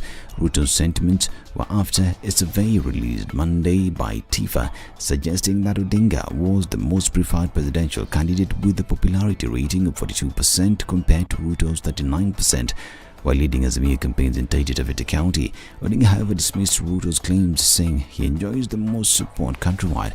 Odinga also dared Ruto to prepare for a bruising battle as he expressed his confidence that he will beat him fair and square. A National Assembly Speaker Justin Muturi called off a special sitting that was slated to take place today. In a statement, Muturi cited a delay by the government printer to gazette a notice on the special sitting as the reason that informed his decision. Standing Order 38 stipulates that the government printer should gazette a notice of any special sitting of the House at least 12 hours before lawmakers can convene for the said meeting. The body of a 48-year-old fisherman who drowned in Lake Victoria has been retrieved. Migori County Beach Management Unit Chairperson Julius Odhiambo said the body of Moses Okoh was found by fishermen who are out on a fishing expedition. Meanwhile, a search for the body of another fisherman identified as 18-year-old Mafuel Omonde is underway. He drowned alongside Okoh. The incident saw one fisherman rescued by locals after staying afloat for at least 6 hours, clinging to the partially capsized boat. The government has received 31,500 cartons of therapeutic food donated by the UK government to mitigate the ongoing drought crisis in sections of northern and northeastern Kenya. Flagging off the consignment to the affected counties, Health Chief Administrative Secretary Rashid Aman said the ready-to-use therapeutic food will enable treatment for over 31,000 children with severe malnutrition. Aman was representing CS Mutai Kagwe, who noted that the food was procured by UNICEF through a donation by the UK government as part of supporting the government of Kenya's response to the ongoing drought. Now, embattled former Football Kenya Federation President Nick Mwendwa failed to appear in court for the second time to answer fresh fraud charges. Kiambu resident Magistrate Wilson Rodin for the second time directed Mwendwa to appear in court on Thursday after he did not present himself in court again. In the penal notice, Radin warned Mwendwa that should he fail to attend court as ordered, it will be deemed that he has defied the order and therefore liable to a prison term not exceeding 6 months. And the Democratic Republic of Congo has finally become a member of the East African Community after depositing the instrument of ratification with the EAC Secretary General at the bloc's headquarters in Arusha, Tanzania. Handing over the instrument of ratification to the Secretary General, DRC's Vice Prime Minister and Minister of Foreign Affairs, Christophe Lutundula, said that the entry of his country to the EAC was an economic, cultural, geographical and historical obligation. And Sri Lanka's President Gotabaya Rajapaksa was blocked from departing Sri Lanka after refusing to join a public queue at the international airport in order to have his passport checked by immigration. Aides for Rajapaksa arrived at the airport in Colombo with 15 passports belonging to the president and members of his family, including First Lady Iyoma Rajapaksa, who had booked seats on a Sri Lankan airline flight leaving for Dubai. Immigration officers declined to process the passports given to them by presidential aides, as Rajapaksa and his family were not physically present for cross-checks, and eventually the flight departed without the president and his family on board. In both instances, the Rajapaksa family was in a nearby airport lounge waiting for confirmation if they could board. This is Newswire. I'm Dennis Sasseto. Good morning.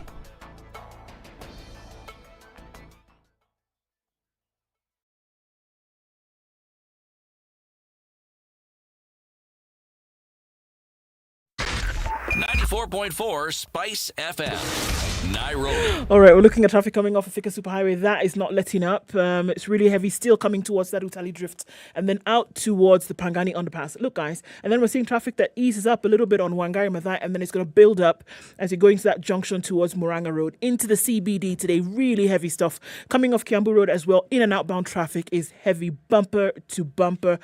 I think we need to come up with a term for the next level after bumper to bumper. Eric, there's your homework. Coming off James Gishuru as well as you get off to Wayaki Way. Not too bad as you skip over to Kuna Road on the Red Hill Link Road. Landis Road is giving off that fever, guys, and it's hot. Coming off towards Kamkunji and then out towards Haile Selassie, traffic continues. Mombasa Road, we've not seen much of it today, and that's all right. Langata Road is easing off a little bit. The little bits of traffic left on Raila Odinga Way, then spilling off to Ngong Road is what we're going to have to contend with at least for the next half hour. Let's take a look in that time and see what happens. Let's talk SpiceFM KE, Twitter.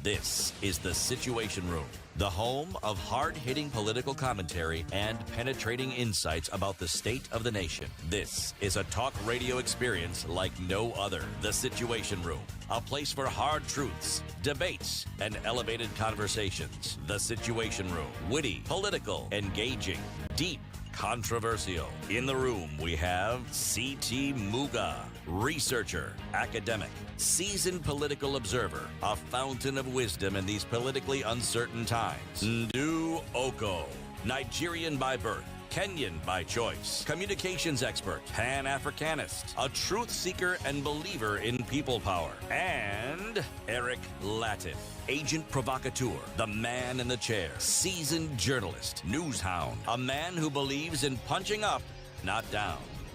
This is The Situation Room, the only way to It is how start many your minutes day. after 9? 7. Many minutes after 9. It's the 13th day of the 7th month of 2022. Kenya's biggest conversation, getting into the final hour of the show this morning. And of course, we have the day's proverb.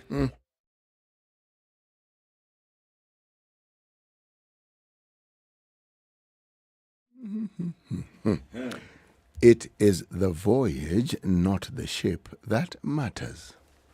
It is the voyage, not the ship, that matters. Ship, not sheep. It's the voyage. Not the ship, not sheep. The intonation matters, doesn't it? Oh, it's absolutely everything. Mashua. Yes. What? Mashua. Qu'est-ce que c'est, Mashua? Seafaring vessel. One of those things. Oh. You know, there's a ship, there's a dhow, there's a boat. There's what else? Right. There's a tugboat. Those things. There's a yacht. ile yacht ile. Yacht. Pia kuna meli, merikebu, mashua. Right, it's in that family. I got it. Okay. All those seafaring vessel. Who knows what is what? Dingy. But it's not about anything that's in the ocean in a meli. But it's not it is not that one. As long as there's anything that's flying in ndege. It can be bird, it can be bat, ndege. Ndege. And the people call it mudege. Brush your teeth twice a day with Aqua Fresh Gel, the secret to long-lasting fresh breath, strong teeth, and healthy gums. All right, 9 minutes after 9. So, schools reopened when? Yesterday. Yes? People are back to school. Yesterday, we looked at that story that had been covered as well in the papers, and there's more here today. Page 4 of the Standard. School heads dilemma as cost of food soars. City?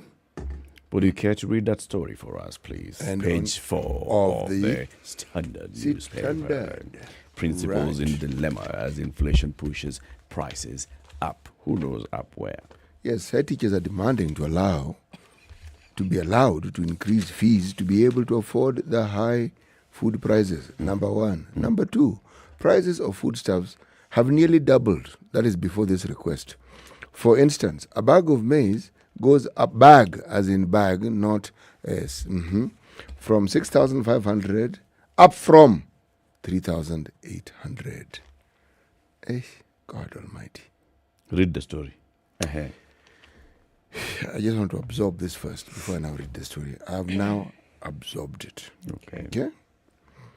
As schools reopen this week, many head teachers are worried how they are going to feed learners thanks to the high cost of living, which has pushed prices through the roof. Some principals are under pressure from suppliers who are demanding cash payments before delivery of goods and services. I wonder why. The principals are in a dilemma how they will maintain traditional diets on shoestring budgets, having been warned by the Ministry of Education against hiking school fees. We are no longer receiving key supplies like foodstuffs and other essentials because of pending bills, meaning they hadn't paid, and huge debts which we owe our suppliers, said a school principal from Rift Valley who sought anonymity, fearing victimization by superiors. Backed into a corner, principals are demanding to be allowed to increase fees to be able to afford the high food prices. Right. If you just look at the graphic that they've put here, the budgeted food prices compared to the current market prices, there's a huge This isn't huge, Eric. This is massive. 50 kilogram bag of rice, they had budgeted to be buying this at 3,800. Now the market is demanding 7,000 shillings for a 50 kilogram bag of rice. That's double. 90 kilogram bag of maize from 2,800 to 5,800. Yes. 90 kilogram bag of beans from 6,500 to 10,500. Yes. A loaf of bread, 400 grams, from 45 bob to 60 bob. Cooking oil, it's now 8,000 bob per 20 litre. This is a lot, and yet the school principals are operating with the school fees that they started with at the beginning of the year. What they had budgeted for at the beginning, and things have changed. Unlike in other areas where then you'd adjust and say, okay, so you need to cough out a little bit more. Here, it's been capped. Secondly, parents expect their children to eat. The children are going to school, they expect to eat a loaf of bread. Nini, mukate, ni lazima. We cannot start substituting a loaf of bread. I don't know, you start giving us, I don't know, it's healthy even. Yeah, but even that Noma is expensive. Indeed. Can we look at something that's fundamental here, critical to this conversation? That these prices have gone up in a matter of 3 months. That this budgeting that was done for the year that began in May 2022. May is when the school year started. That is last month but one. Yes. So we're looking at an increase of these prices in the last 2 months. So you can imagine the shock absorbers that these guys have had to engage in order to look at this and say, okay, hold on a minute. This is now where the cry is. If we're looking at a few hundred shillings here and there, probably, and this has probably happened over the years, isn't it? That there has been an increase in things, 100 shillings here, 50 shillings here, 200 shillings here. We can absorb that. But when you're looking at double the price for some of the things that were already high costing in the initial, this is major.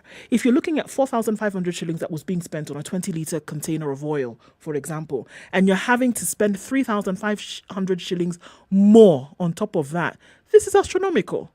That's what they're saying. Look, we cannot take this. The money that Magoha said is going to come into the account by Friday, Monday next week is the same. It's the same. He's not going to say, okay, add Jara on top. Okay, extra. He's not going to say add extra on top. Yes, add that extra Jara. Yes. He's not going to say add extra on top because, okay, we can see the high cost of living so we can adjust things here or there. No. He's going to add the same money that they were planning to when the ministry budgeted for this kind of thing. So the that's why you hear the outcry. At some point, folks have hit the wall and they're saying, what on earth are we going to do? So they're going to table this stuff and say, look, what did we used to feed your children when they come to school? The normal, the maize, the rice, the beans, what we had to use to cook, the oil. You're insisting on bread. Well, guess what? It was 45 shillings in May. It's 60 shillings today. If we're going to do that, how are we going to be able to make it? So the cry is, somebody's got to do something. Magoha is answering them by saying, money will come on Friday. Capitation Never money worry. is coming. Capitation money is coming. And he's Capitation not saying we are increasing capitation money. No. And schools are saying capitation money was at 22,244 shillings. What we need is 30,000. Have you people heard that Magoha is saying, okay, we will add the 5,736 shillings? Yep. No, please. Where is the money supposed to come from? If you want your children to eat as they were eating, not increase, as they were eating. Okay. Where is the money going to come from? And that right there is the other issue. What options do the school principals and school heads have? One, can they readjust their, what do you call that thing? Menu. Yes. Okay. Yes. Wow. Can they readjust their menu to conform to the current situation that they find themselves in? Because they are there. Today, school fees that has been sent is a school fees that you asked for at the beginning of the year. Some people have paid in advance. Yes. Yes. A capitation that is coming is a capitation that was budgeted for and passed by Parliament. So there is no extra money that's coming because even the issue of supplementary budget, onge, there's no bunge. Okay? It's not coming. Sinadai. It is Sinadai Uko. And they can't have special sitting for this? They had one yesterday, but they were Sinadaiing on other issues. It is not the Sinadai of what? Education. Of this particular Sinadai. Yes. Okay, fine. So what options do principals have? As a former chair of BOG, and you served very well, and the community is very happy, and they want to elect you in 2025, and we all thank you very much. What would you advise your school head to do? I would call a board meeting. And I would ask people to contribute. That is one of these conversations where you do not... Which people? Or not contribute money, but contribute ideas. Yes, yes. This is one of those situations where you do not suddenly become too much extra chairman and you start making decisions. Yeah. You call people and you look and say, okay, folks, we all live here. We all come from here. This is a situation. What do we do? Okay? Madam Headmistress has told us this is what she needs. And we know what the school needs. So how do we go about sorting out this shortfall? Okay? That's board. Yes. Then you ask the PA to also join that meeting to contribute. So it's a joint board and PA meeting. It has to be. Okay. This is not something that you're going to, you wake up in the morning or in the middle of the night as chairman, and then you decide as chairman that you're making an executive decision because you're the chairman. You will suffer immensely as the chairman if you make such a mistake. What if people just keep quiet and look at you, chairman? We please give us the guidance. I'll tell you what. One of the things, because everybody will contribute and say, "Hey, food prices." I will look at the solution. They'll even mention the supply. So and so. He has even done a very good job. In fact, he supplied to the school, and we still haven't paid him. Blah blah blah. This and the other. Nobody is offering a solution. They're all speaking about the reality that we are all faced. Actually, when people do that, it's like they're hoping that you will come up with a solution. Of course, you're the chairman. Precisely. One of the things that happens, because the community around the school that I was chairman of the board for is a farming community, okay? There are parents who time and time again would pay for school fees in kind, either firewood or beans or vegetables. You start with what has been done before and what is possible, right? And when it doesn't seem to work, then you move to Harambee and they'll tell you, if we had the money, we would be paying the fees. Instead of splitting the food stuff we've left for ourselves with the school. As we speak, we've not paid fees. Yes, so this thing is or there's money. The point I'm trying to make is that we're between a rock and a hard place. Okay? And there are no easy solutions. The other option would be provide less portions for the students. Wow. Now, yes. That's an option, by the way. It's an option. And then, and I think another viable option, really. But you see, now this is cutting the student rations by 50% or more. This is it. That's what they're going to do. That is what you're saying, essentially, because food prices have gone up by just that, 50%. Isn't it? It has. Food prices have doubled. By 100%. Exactly. Boarding schools will have a bigger problem because students don't go home. I was chairman of the board of management for a school that is a day school. Okay? So at the end of the day, the children end up... They only do one meal. Yes, exactly. So Look, yes. I think it's time to start looking at alternate sources of food. Alternate food items. Okay. It's about time that conversation started coming to the fore. Because if you're going to insist on some of these things, how will you handle it now? Because this rice, this beans, this maize, bread, many people will tell you is a luxury today. Right? Cooking oil, etc. Isn't it time that we started to look at alternate sources? Breakfast foods, for example, for children, the insistence on bread. Look, if you're saying that you can't afford it, ministry is not even looking at you. They're not looking at you. You can shout from here until tomorrow till you're blue in the face, but there's no way they're giving you that 5,600 by Friday. No, they will not give it to you. They won't give it to you. And you know you need to feed these children. But consider. Will you want to go to the parents and say, all right, guys, the way we told you to bring money for all of you who destroyed our schools last year, as you're paying school fees to come into the new year, just keep 9K aside. That's not going to happen. Are you going to tell them, as you're coming back to school, actually, you know what, midterm, add another 5,000 shillings. Add another 5,000. Even 500 they will not add. In order for us to feed your children in the manner in which you require. You see, but they should. Yes. They should what? They should send that message to parents. And where will the parents get this money from? Let's start from that. Let the message be sent. Because the children have to be fed. The children are in school. The money that you've paid is not enough. Pesa yako imeisha. Let me get granular on this one. What do we Eric, do? I need more money. Let me get granular.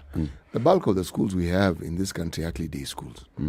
The unfortunate thing is that they are not necessarily schools with huge compounds, and they are not schools in the rural areas. Many schools whose establishments are nestled in rural areas have an advantage in that they have land, and if you find some of the more established schools, they even have farms. Okay? So when we talk about feeding, you talk about a different system in some of the schools that we have. It's just that they don't represent the majority. I have been in the days when I was a head teacher, during this head teachers meeting and tours and what have you, schools that even had having a farm. Call it what it was. Yes, benchmarking. No, it was an annual head teachers meeting. Benchmarking meeting. Yes, field trip. Yes, and I remember the one I attended was in Nakuru. I went to schools that didn't only have a viable farm. They even had a bakery. So whatever you were eating, let's say there was bread, it was baked. So I hear you saying, off the cuff, you've got exactly where I'm going with this. That these institutions must get to a place whereby now they're self-sustaining. Grow your own food. And that's why I said. Grow your own food, yes. Eat your own food, and now maybe use that money that comes to then sustain this Yes, and farm, kitchen, that's why I premised garden. on schools that happen to be established and happen to have the sort of land. And then maybe you that- could go into a thing now where you're providing other schools with the same thing because now... Yes, because there are schools that can actually do precisely what I am saying. I hear what you're saying, CT. It makes a lot of sense. But then however, today, children went back to school yesterday. Beans will not grow today. Beans, you won't plant beans, even if it is Jack and the beanstalk. They will not grow by tomorrow, these magic beans. They need to eat tomorrow. Magoha said he's sending money on Friday. Head teachers are crying today. They're thinking about how they will feed children this term that we're talking about, July to August. What are we going to do? And also remember, CT, one of the reasons why we have a food shortage and the prices going up like this is not for lack of land. It's even in those communities where people are actually farming, there is low productivity. Why? Failed rainfall and this and the other. So there are schools, yes, that have land, that have even been trying to grow their own food. But have they grown sufficient food in the last season? Failed rains, high cost of inputs, because it's the same. That same school is buying a bag of fertilizer with everybody else. The bag of fertilizer has tripled in price. Same challenge. You know, Eric, the points that you raise are valid, and not only are they true, but they're a testimony of something else. Not the school system, and not Ukraine, and not the rising prices, and not fertilizer. It is an unfortunate indictment on how it is we manage the affairs of this particular nation. You see, you say correctly that we have land and then some. And agricultural land must food come from some impoverished piece of land, no matter how vast it is, when we actually have land that doesn't suffer that same problem and is arable and yet neglected and yet nothing is done to make it productive, because that's really it. When you hear famine, it's not through the entire country. No, that is not the truth. But the conversation is made and framed in such a way that you get to believe that the entire country is having a drought. The entire country is not having a drought. In this same country, there are areas that have bumper crops. True. But in this same country, we've had situations, not necessarily now, where farmers wonder what it is that they're going to do with their produce. We're staring down the barrel of a loaded gun here, especially when it's going to be pointed at parents because who else will be told to bring this money to feed children in school today? We already know for a fact that this term, at least this term, it's not going to come from the ministry. And if you want to keep your children in school and being fed in a certain manner, it's going to come back to parents and say, okay, it's either we reduce rations, or we introduce something else on the menu, which we're going to get backlash without having consulted you, or you just give us this extra money that we can use to feed your children for the rest of the term. That is who is going to be asked to bring this money. Everything we're discussing here goes back to traditional ways of resolving problems, which in and of themselves is just a vicious cycle. Indeed, it is. Okay? And yet, the things that need to be done at a national level that doesn't guarantee food for schools, but guarantees that there is food in the country in a way that would actually lower the prices of the commodity. Absolutely. In the beginning, when you started your submission, CT, you said that the options, though practical as they may be, some of them would be painful. Extremely. And I think this is what we are looking at. The options that we have, none of them is flowery. It's not rainbows and bunnies here. Let's pick this one. It is either the parents pay, yes, or you adjust your menu, yes, or you introduce other sources or you of reduce the portion, or all three. Or all three. That is it. We don't have another option. Let's ask this question then directly to one another. Should parents top up school fees due to this high cost of food? Yes or no? Ndu. Right now? Yes. No. Actually, I'm with Ndu. That one is, for me, it's a no-brainer. No. Should parents top up fees? No. No. I think now, I think you need, because where is it going to come from? So what do you want the school heads to let me tell you why. Because here you are, and we cannot run away from the fact that there's parents right now who sent their children to school with the school fees that they had. Whether it is complete or not, you just go. The minority are the ones who've paid in advance. The majority don't have. Then you're going to ask them to pay more. Yes. 1, 2. So for me, the option is adjust your menu. Introduce other sources of food for now, and then look into these long-term solutions. look into these long-term solutions of having food in a sustainable manner for schools, whether it's at a national level, county level, neighborhood, down to the community level. Have those other options. But right now, to ask, what are you going to... Wait. You want to bleed something that has bled out? Yes. You know, the beauty of this conversation in my mind is this. And the beauty of this terrible situation that we now find ourselves is this. It goes beyond just the conversation, the theoretical conversations of what can or ought or might be done. It is a wholesome solution, because you cannot have a situation where the prices keep going up, despite everything that we are being told, if there is an abundance to the point where we can actually export it in abundance. We have the complete opposite. We are constantly importing staple things that people need. And yet, there is land, there is the technical know-how, there is the manpower know-how and capacity, there are even policies to back up what we are talking about. And then, to icing on this particular cake, if I may use the analogy, we have organizations far and wide in this country whose expertise is international. And my friend, for every stone you throw, you could hit around 4 of them. And yet, we find ourselves in this situation that seems to be untenable.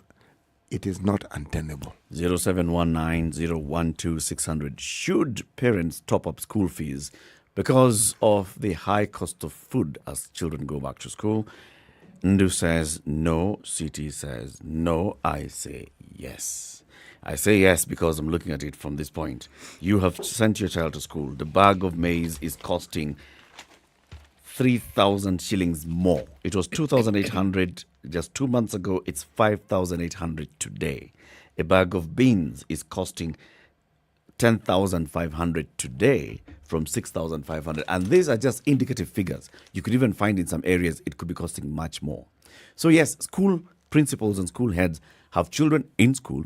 They need to feed the children. So do 3 things. 1, send an SOS to the parents. Parents, please top up something. 2, adjust the diets and the menu in the schools at the same time.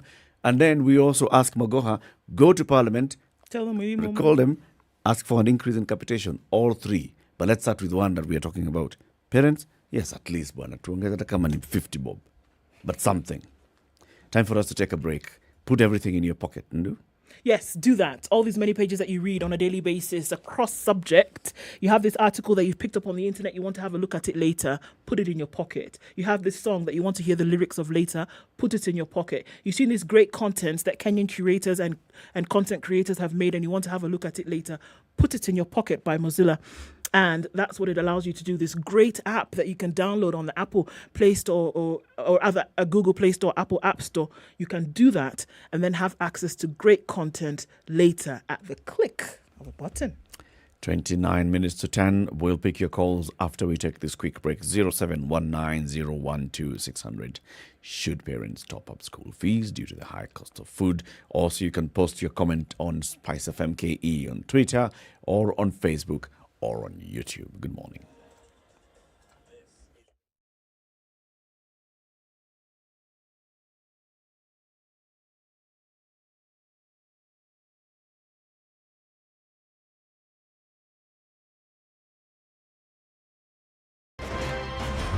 This nation has never healed genuinely from the 2000-2008 violence.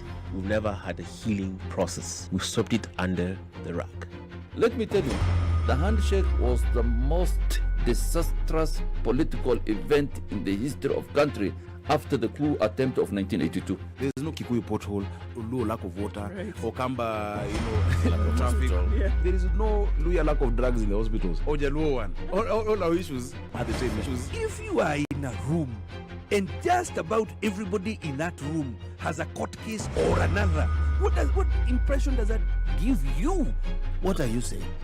Why haven't you done it in the last 20 years? But they're telling us, like August, some miracle is going to happen. My friend.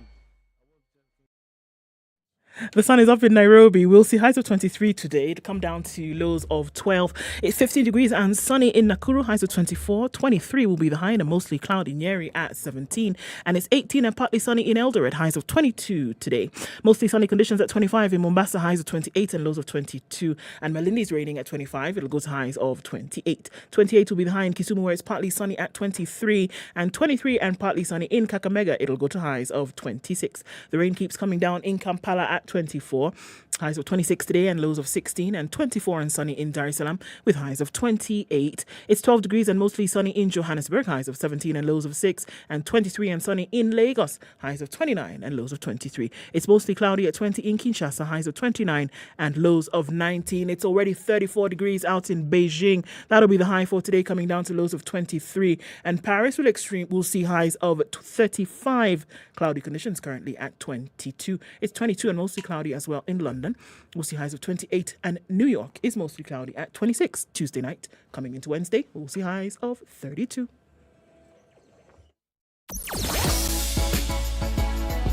Sugar and spice and everything nice. SpiceFM. Spice up your life. The Times says we're coming out of traffic hour, but still quite heavy on Jogoo Road this morning. In and outbound traffic on Lunga Lunga continues. Langata Road is ebbing and flowing here and there as you get to the exit there at the interchange. Also looking at Uhuru Highway, then heading out towards the city. Still a thing. Muranga Road started really early. Doesn't look like it's going to stop this traffic thumping anytime soon. And coming off of the Thika Superhighway just past Surveys, where we're seeing the traffic now, Kiambu Road also continues with in and outbound traffic. Limuru Road well into Muthaiga today. Still some traffic. It looks like Wednesday is doing a thing today. Hopefully we can keep things low. SpiceFM KE through the morning. Talk to us there.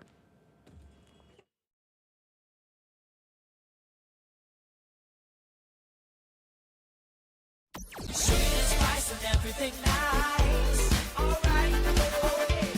SpiceFM. Spice up your life.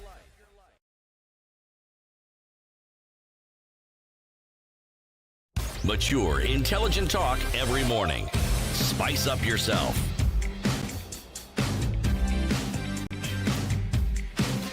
25 minutes to 10. This is the Kenya's biggest conversation. It continues. We want to hear from you. 0719-012-600. Children have gone back to school. Schools opened yesterday. School principals are saying, okay, the amount of money that we were expecting in school fees is all right. So people are paying, some are not paying. But the cost of food has gone up. We are not able to feed the children with the money that you sent to us. So what happens? Should parents top up school fees so we can feed our children in schools? Let's hear from you.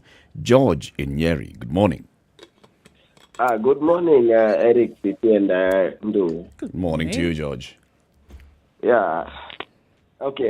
What I see from the conversation, literally the parents need to add money for sustainability. Because, okay, how are the schools going to survive? It's either the government to put in some few coins there, and I understand the government doesn't have money. Magoha says they have money. Can I quote what Magoha said? Yes. Let me tell you, Magoha said, never worry, the government always has money. Very true. The government always have money when they want to spend it. There is no cause for panic. The government has money at all times. All. And something else that city will ascertain is that in the common layman's language, kahawa imeiva for the principals. Yeah, they know it's the time to make some few coins. But also on another point, maybe we can look at this on a long-term plan, whereby we have land that is being unused in productive areas. Can't we have subsidized food crops that can be sold to schools on a subsidized price? The maize and the beans, whereby they are less taxed. But anyway, we are where we are. Thank you, George. Welcome. Let's hear from Simon in Mombasa. Good morning. Good morning, Latiff and Du and Muga. Good morning. Okay, I'm Simon calling from Mombasa. By the way, I'm a first-time caller. Karibu sana. Okay, I was in high school 4 years ago, Mm. and the worst thing you can do to those people is ration their food. I remember hata before lunchtime ifike, kama mwalimu amekaa kidogo, tulikuwa tunaangusha masahani kwa darasa. So, if rationing food for those kids is the option, then we are in for a very big shock. Wow. You think they'll go on strike? They will actually go on strike. We have seen them ban dormitories because of much lesser things like watching games, being denied opportunity to go out. And they do mass distraction because of lesser things. There is this connection between food and the mind and the stomach, the concentration. The lesser you feed, the lesser you concentrate. An hungry person is a hungry person. Thank you, Simon. Thank you very much. Papa in Nakuru. Yes, Eric. Good morning. Good morning, Eriko. I'm okay. Very well. Yes, now, we really need to have a long-term solution to this, because food prices will not come down anytime soon. That's what I know. And if Russia and Ukraine are still on fighting, nothing will come out down soon. So what we need to do now is that we need also to make sure that schools have enough land. I know government schools have enough land. So they would have a long-term solution by engaging the kids to be small farmers. Every kid should have a small plot, make sukuma wiki, maize here, wheat there, everything down there. And at the end of the day, it will be okay. Because now if you tell parents to add money on top of school fees, where are they going to get it? This economy is fighting everyone. Even the rich are also crying. Nobody's happy now. Fuel prices have gone up. Everything has gone up. So let us have a long-term solution in schools. Let the school head think of a better way to solve this. Because now I understand as a parent. There's a way I've raised my kids at home. There's a diet they are used to. So if they go to school, Maharago, from Monday to Friday, then it becomes monotonous. You will not allow. I don't allow that. Thank you, Papa. Let's hear from Simon in Nairobi. Good morning. Eric, how are you? Very well, thanks. I'm very okay. Now I think from my part is about suppliers again. Somehow every time I tune in, we are discussing supplies. Yeah. And the only sad thing we have is that we have to review how Simon, we do. Simon, please switch off your Yes. radio. I have done it. Thank you. I think we have to review how we do adjustments to the LSOs and LPOs. Because I'm sure by now a lot of suppliers had the LSOs for the whole term. Yeah. Because no one expected these changes to come. But then again, we need to also look at this thing called bursaries. If you're giving people bursaries, our students to schools, is there a way that we can have not everyone, how's that put it? Apart from school fees, is there a way that this bursary money can go directly to the food? Because you have a lot of money going to MCA's bursaries, MP bursaries, governor bursaries. Who considers food as part of bursaries? Directly buying food for the schools. And again, It's part the only of, problem it's we part have of it, with the isn't it, Simon? I mean, when a child is offered a bursary, say of 10,000, 20,000, it supplements the school fees, or it covers the school fees, and then the school fees is where the school administration knows how much is going to food, how much is going to. But now we're in a crisis. So we have new budget here, we have new things, and my question is, as your colleague was saying, about empowering these institutions to be self-sufficient. I was looking at a scenario where we directly have to ask counties to come in because agriculture is removed, and directly either do the farming themselves to make it easier for our kids. So I'll give you an example today. If you say the bill has increased by 50%, by almost 100%, it means by the time these kids are coming in August, there won't be any meals left.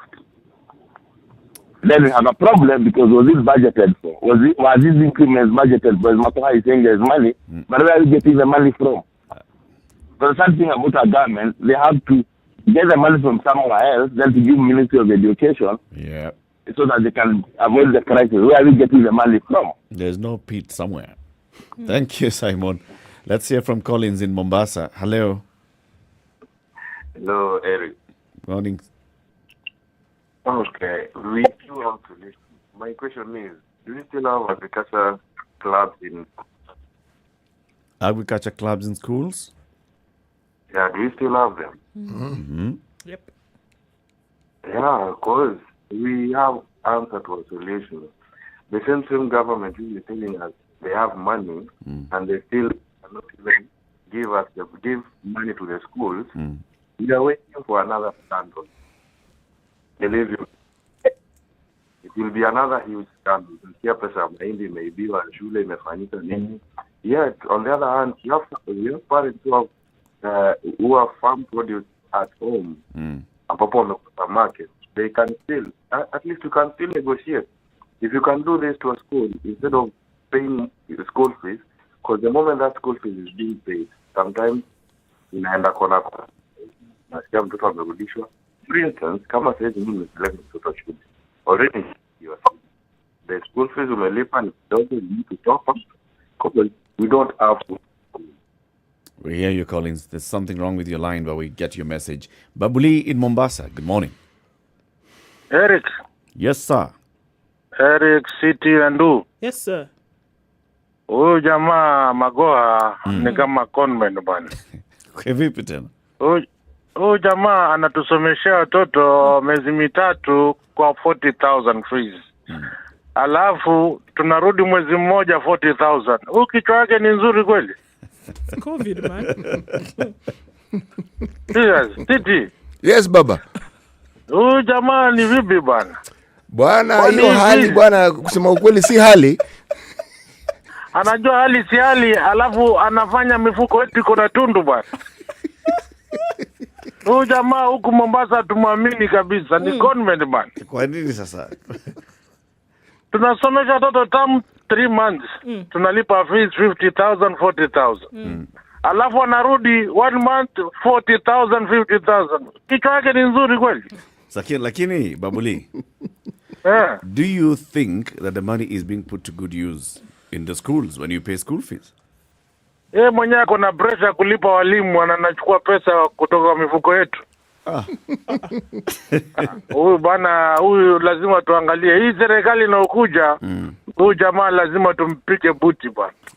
Thank you, Babuli. Have a good day. Thank you so much. Charles, how's Nakuru? Nakuru is fine. It's a cold morning. Good morning, the Spice team. Good morning, Charles. Yes, I'm looking differently here. I think we had these projections, we had these expectations for the past 2 years, knowing the COVID situation. Parents to take responsibility as well. I don't completely agree with my colleague in Mombasa. We were told of this squeezed schedule, and everybody should have strategized accordingly.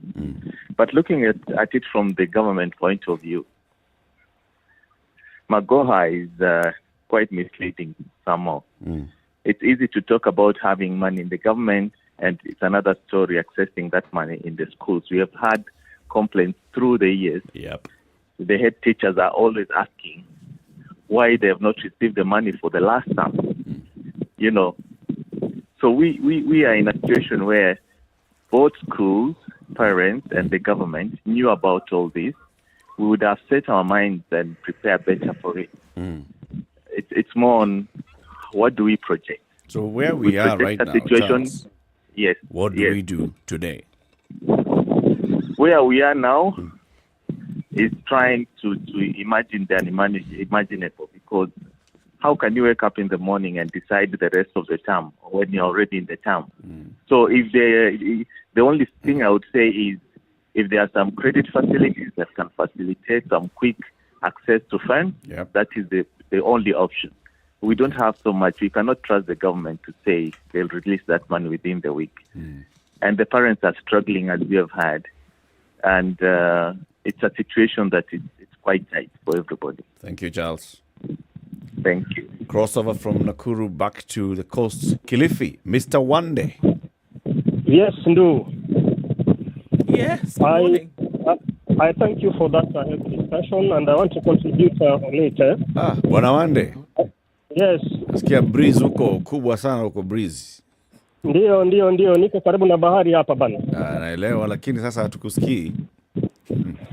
Okay, sasa I used to be a chairman in one of the schools here in Boss. Boss. Yes. Please move into somewhere where there's no breeze. Okay. Yeah, alafu piga tena.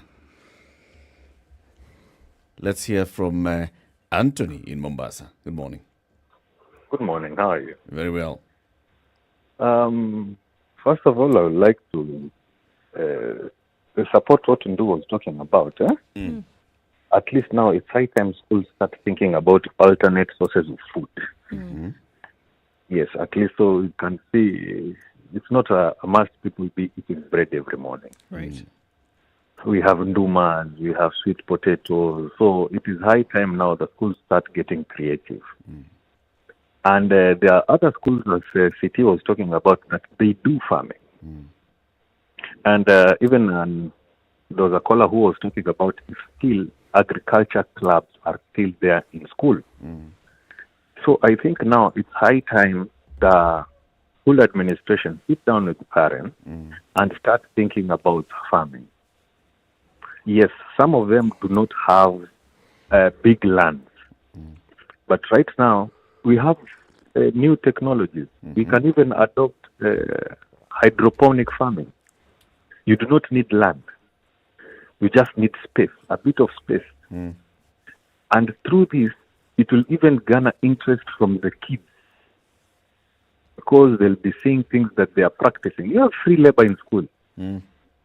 Yes, there are students who will be interested in learning these things so that now they can understand that even when I go home, if there's no food, if I have a pipe where I can grow hydroponic kind of plants, you can have spinach, you can have cabbages, you can have skuma. So we stop this mentality of always looking for someone outside for help.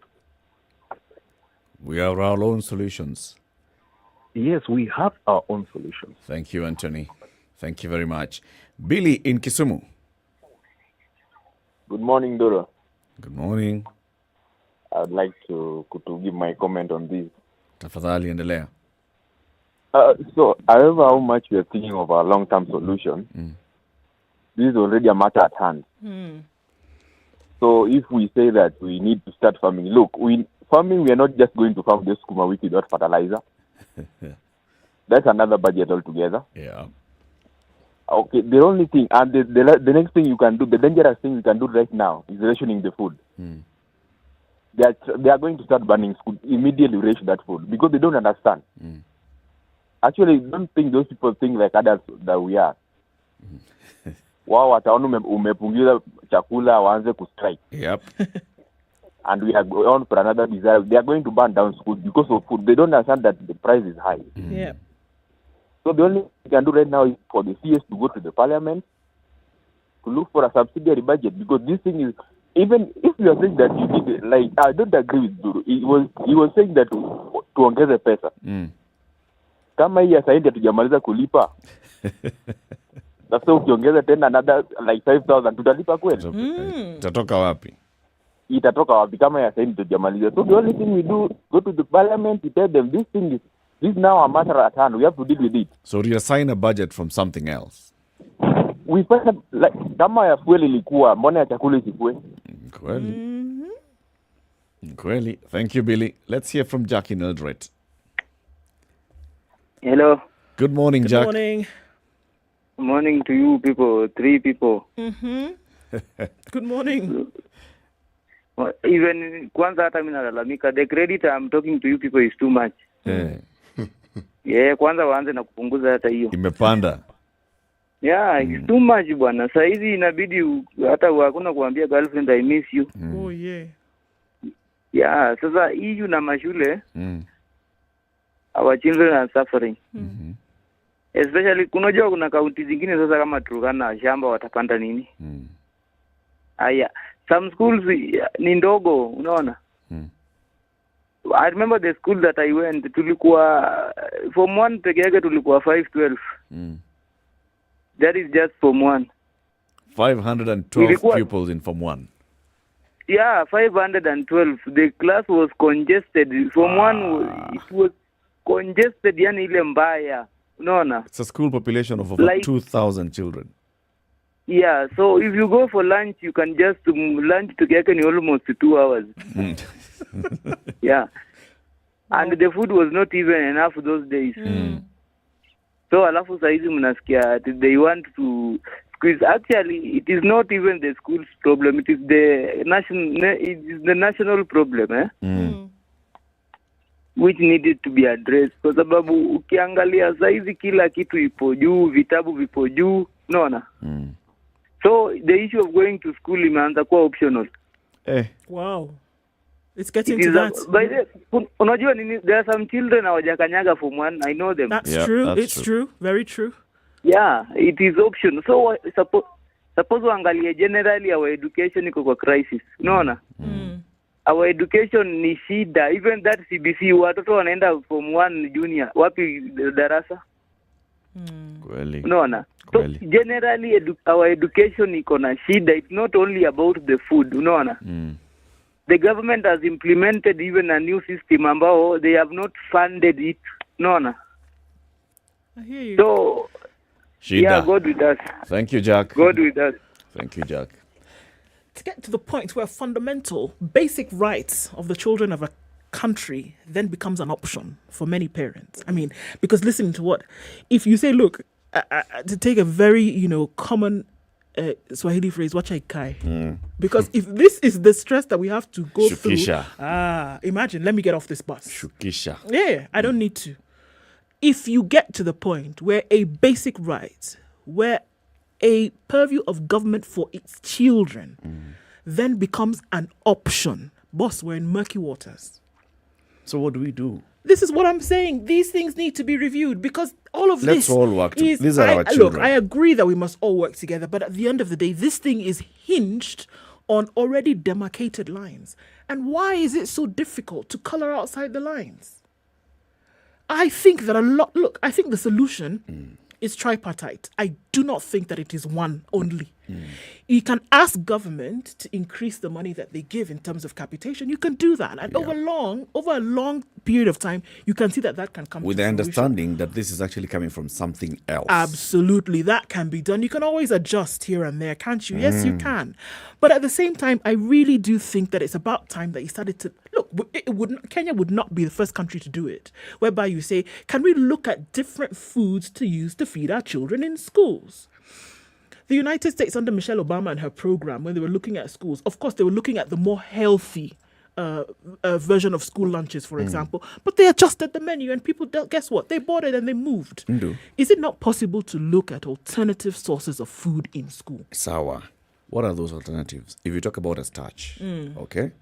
So if you're not using this grain, And what are then, you using? and then bring in this issue that CT talks about. I really like it, where you have schools and having their own agriculture. I like that idea as well. Yes. Over the long term. Over the long term. Yes. Today, this term.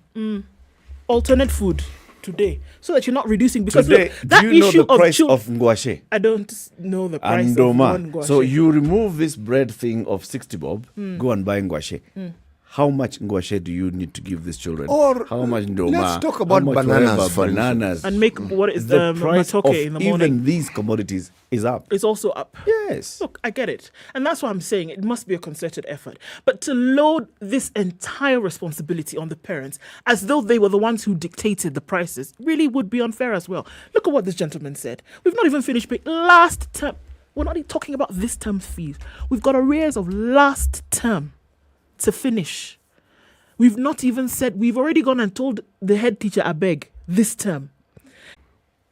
You know, this problem is beyond the parents. It's beyond school boards. Beyond. Because think of it any which way you like. Parents seeking to contribute, trying to help in kind. there will be places where the parents may be able to do something, but for how long?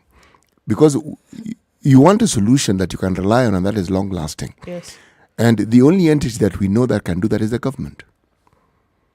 Because what is the government going to do? Just like with printing of books, the government goes to publishers and we assume that the books are gotten at a reduced price because the government will buy in bulk, for instance. All right? What can the government do to ensure? Because every solution you think of, believe me, you will find an alternative perspective that tells you this thing cannot be sustained. Now, prices have to come down. The government has to think, because that's their job. Prices have to come down. Are you going to subsidize people who supply schools? Are you going to make sure? Yeah, and then the same question of, that's why I called it a vicious cycle. Where's the money going to come from? Okay? Tough one, this one. Thank you very much for participating and listening to Kenya's biggest conversation today. Join us again tomorrow morning. If you're on Android, remember, go to Google Play Store and download Pocket by Mozilla. If you're on iOS, Apple, go to the Apple App Store and download Pocket by Mozilla. You'll thank us for it. You'll tell us how it is that it's servicing you and helping you. Asante sana for tuning in to Kenya's biggest conversation. We'll be back tomorrow morning, Thursday, 14th day. Mafuta inapanda kesho. Stop it. Yes, it is. Guy. You've said it. They had forgotten. Oh, God. No, these guys never forget. Oh, good day. It's 10 o'clock.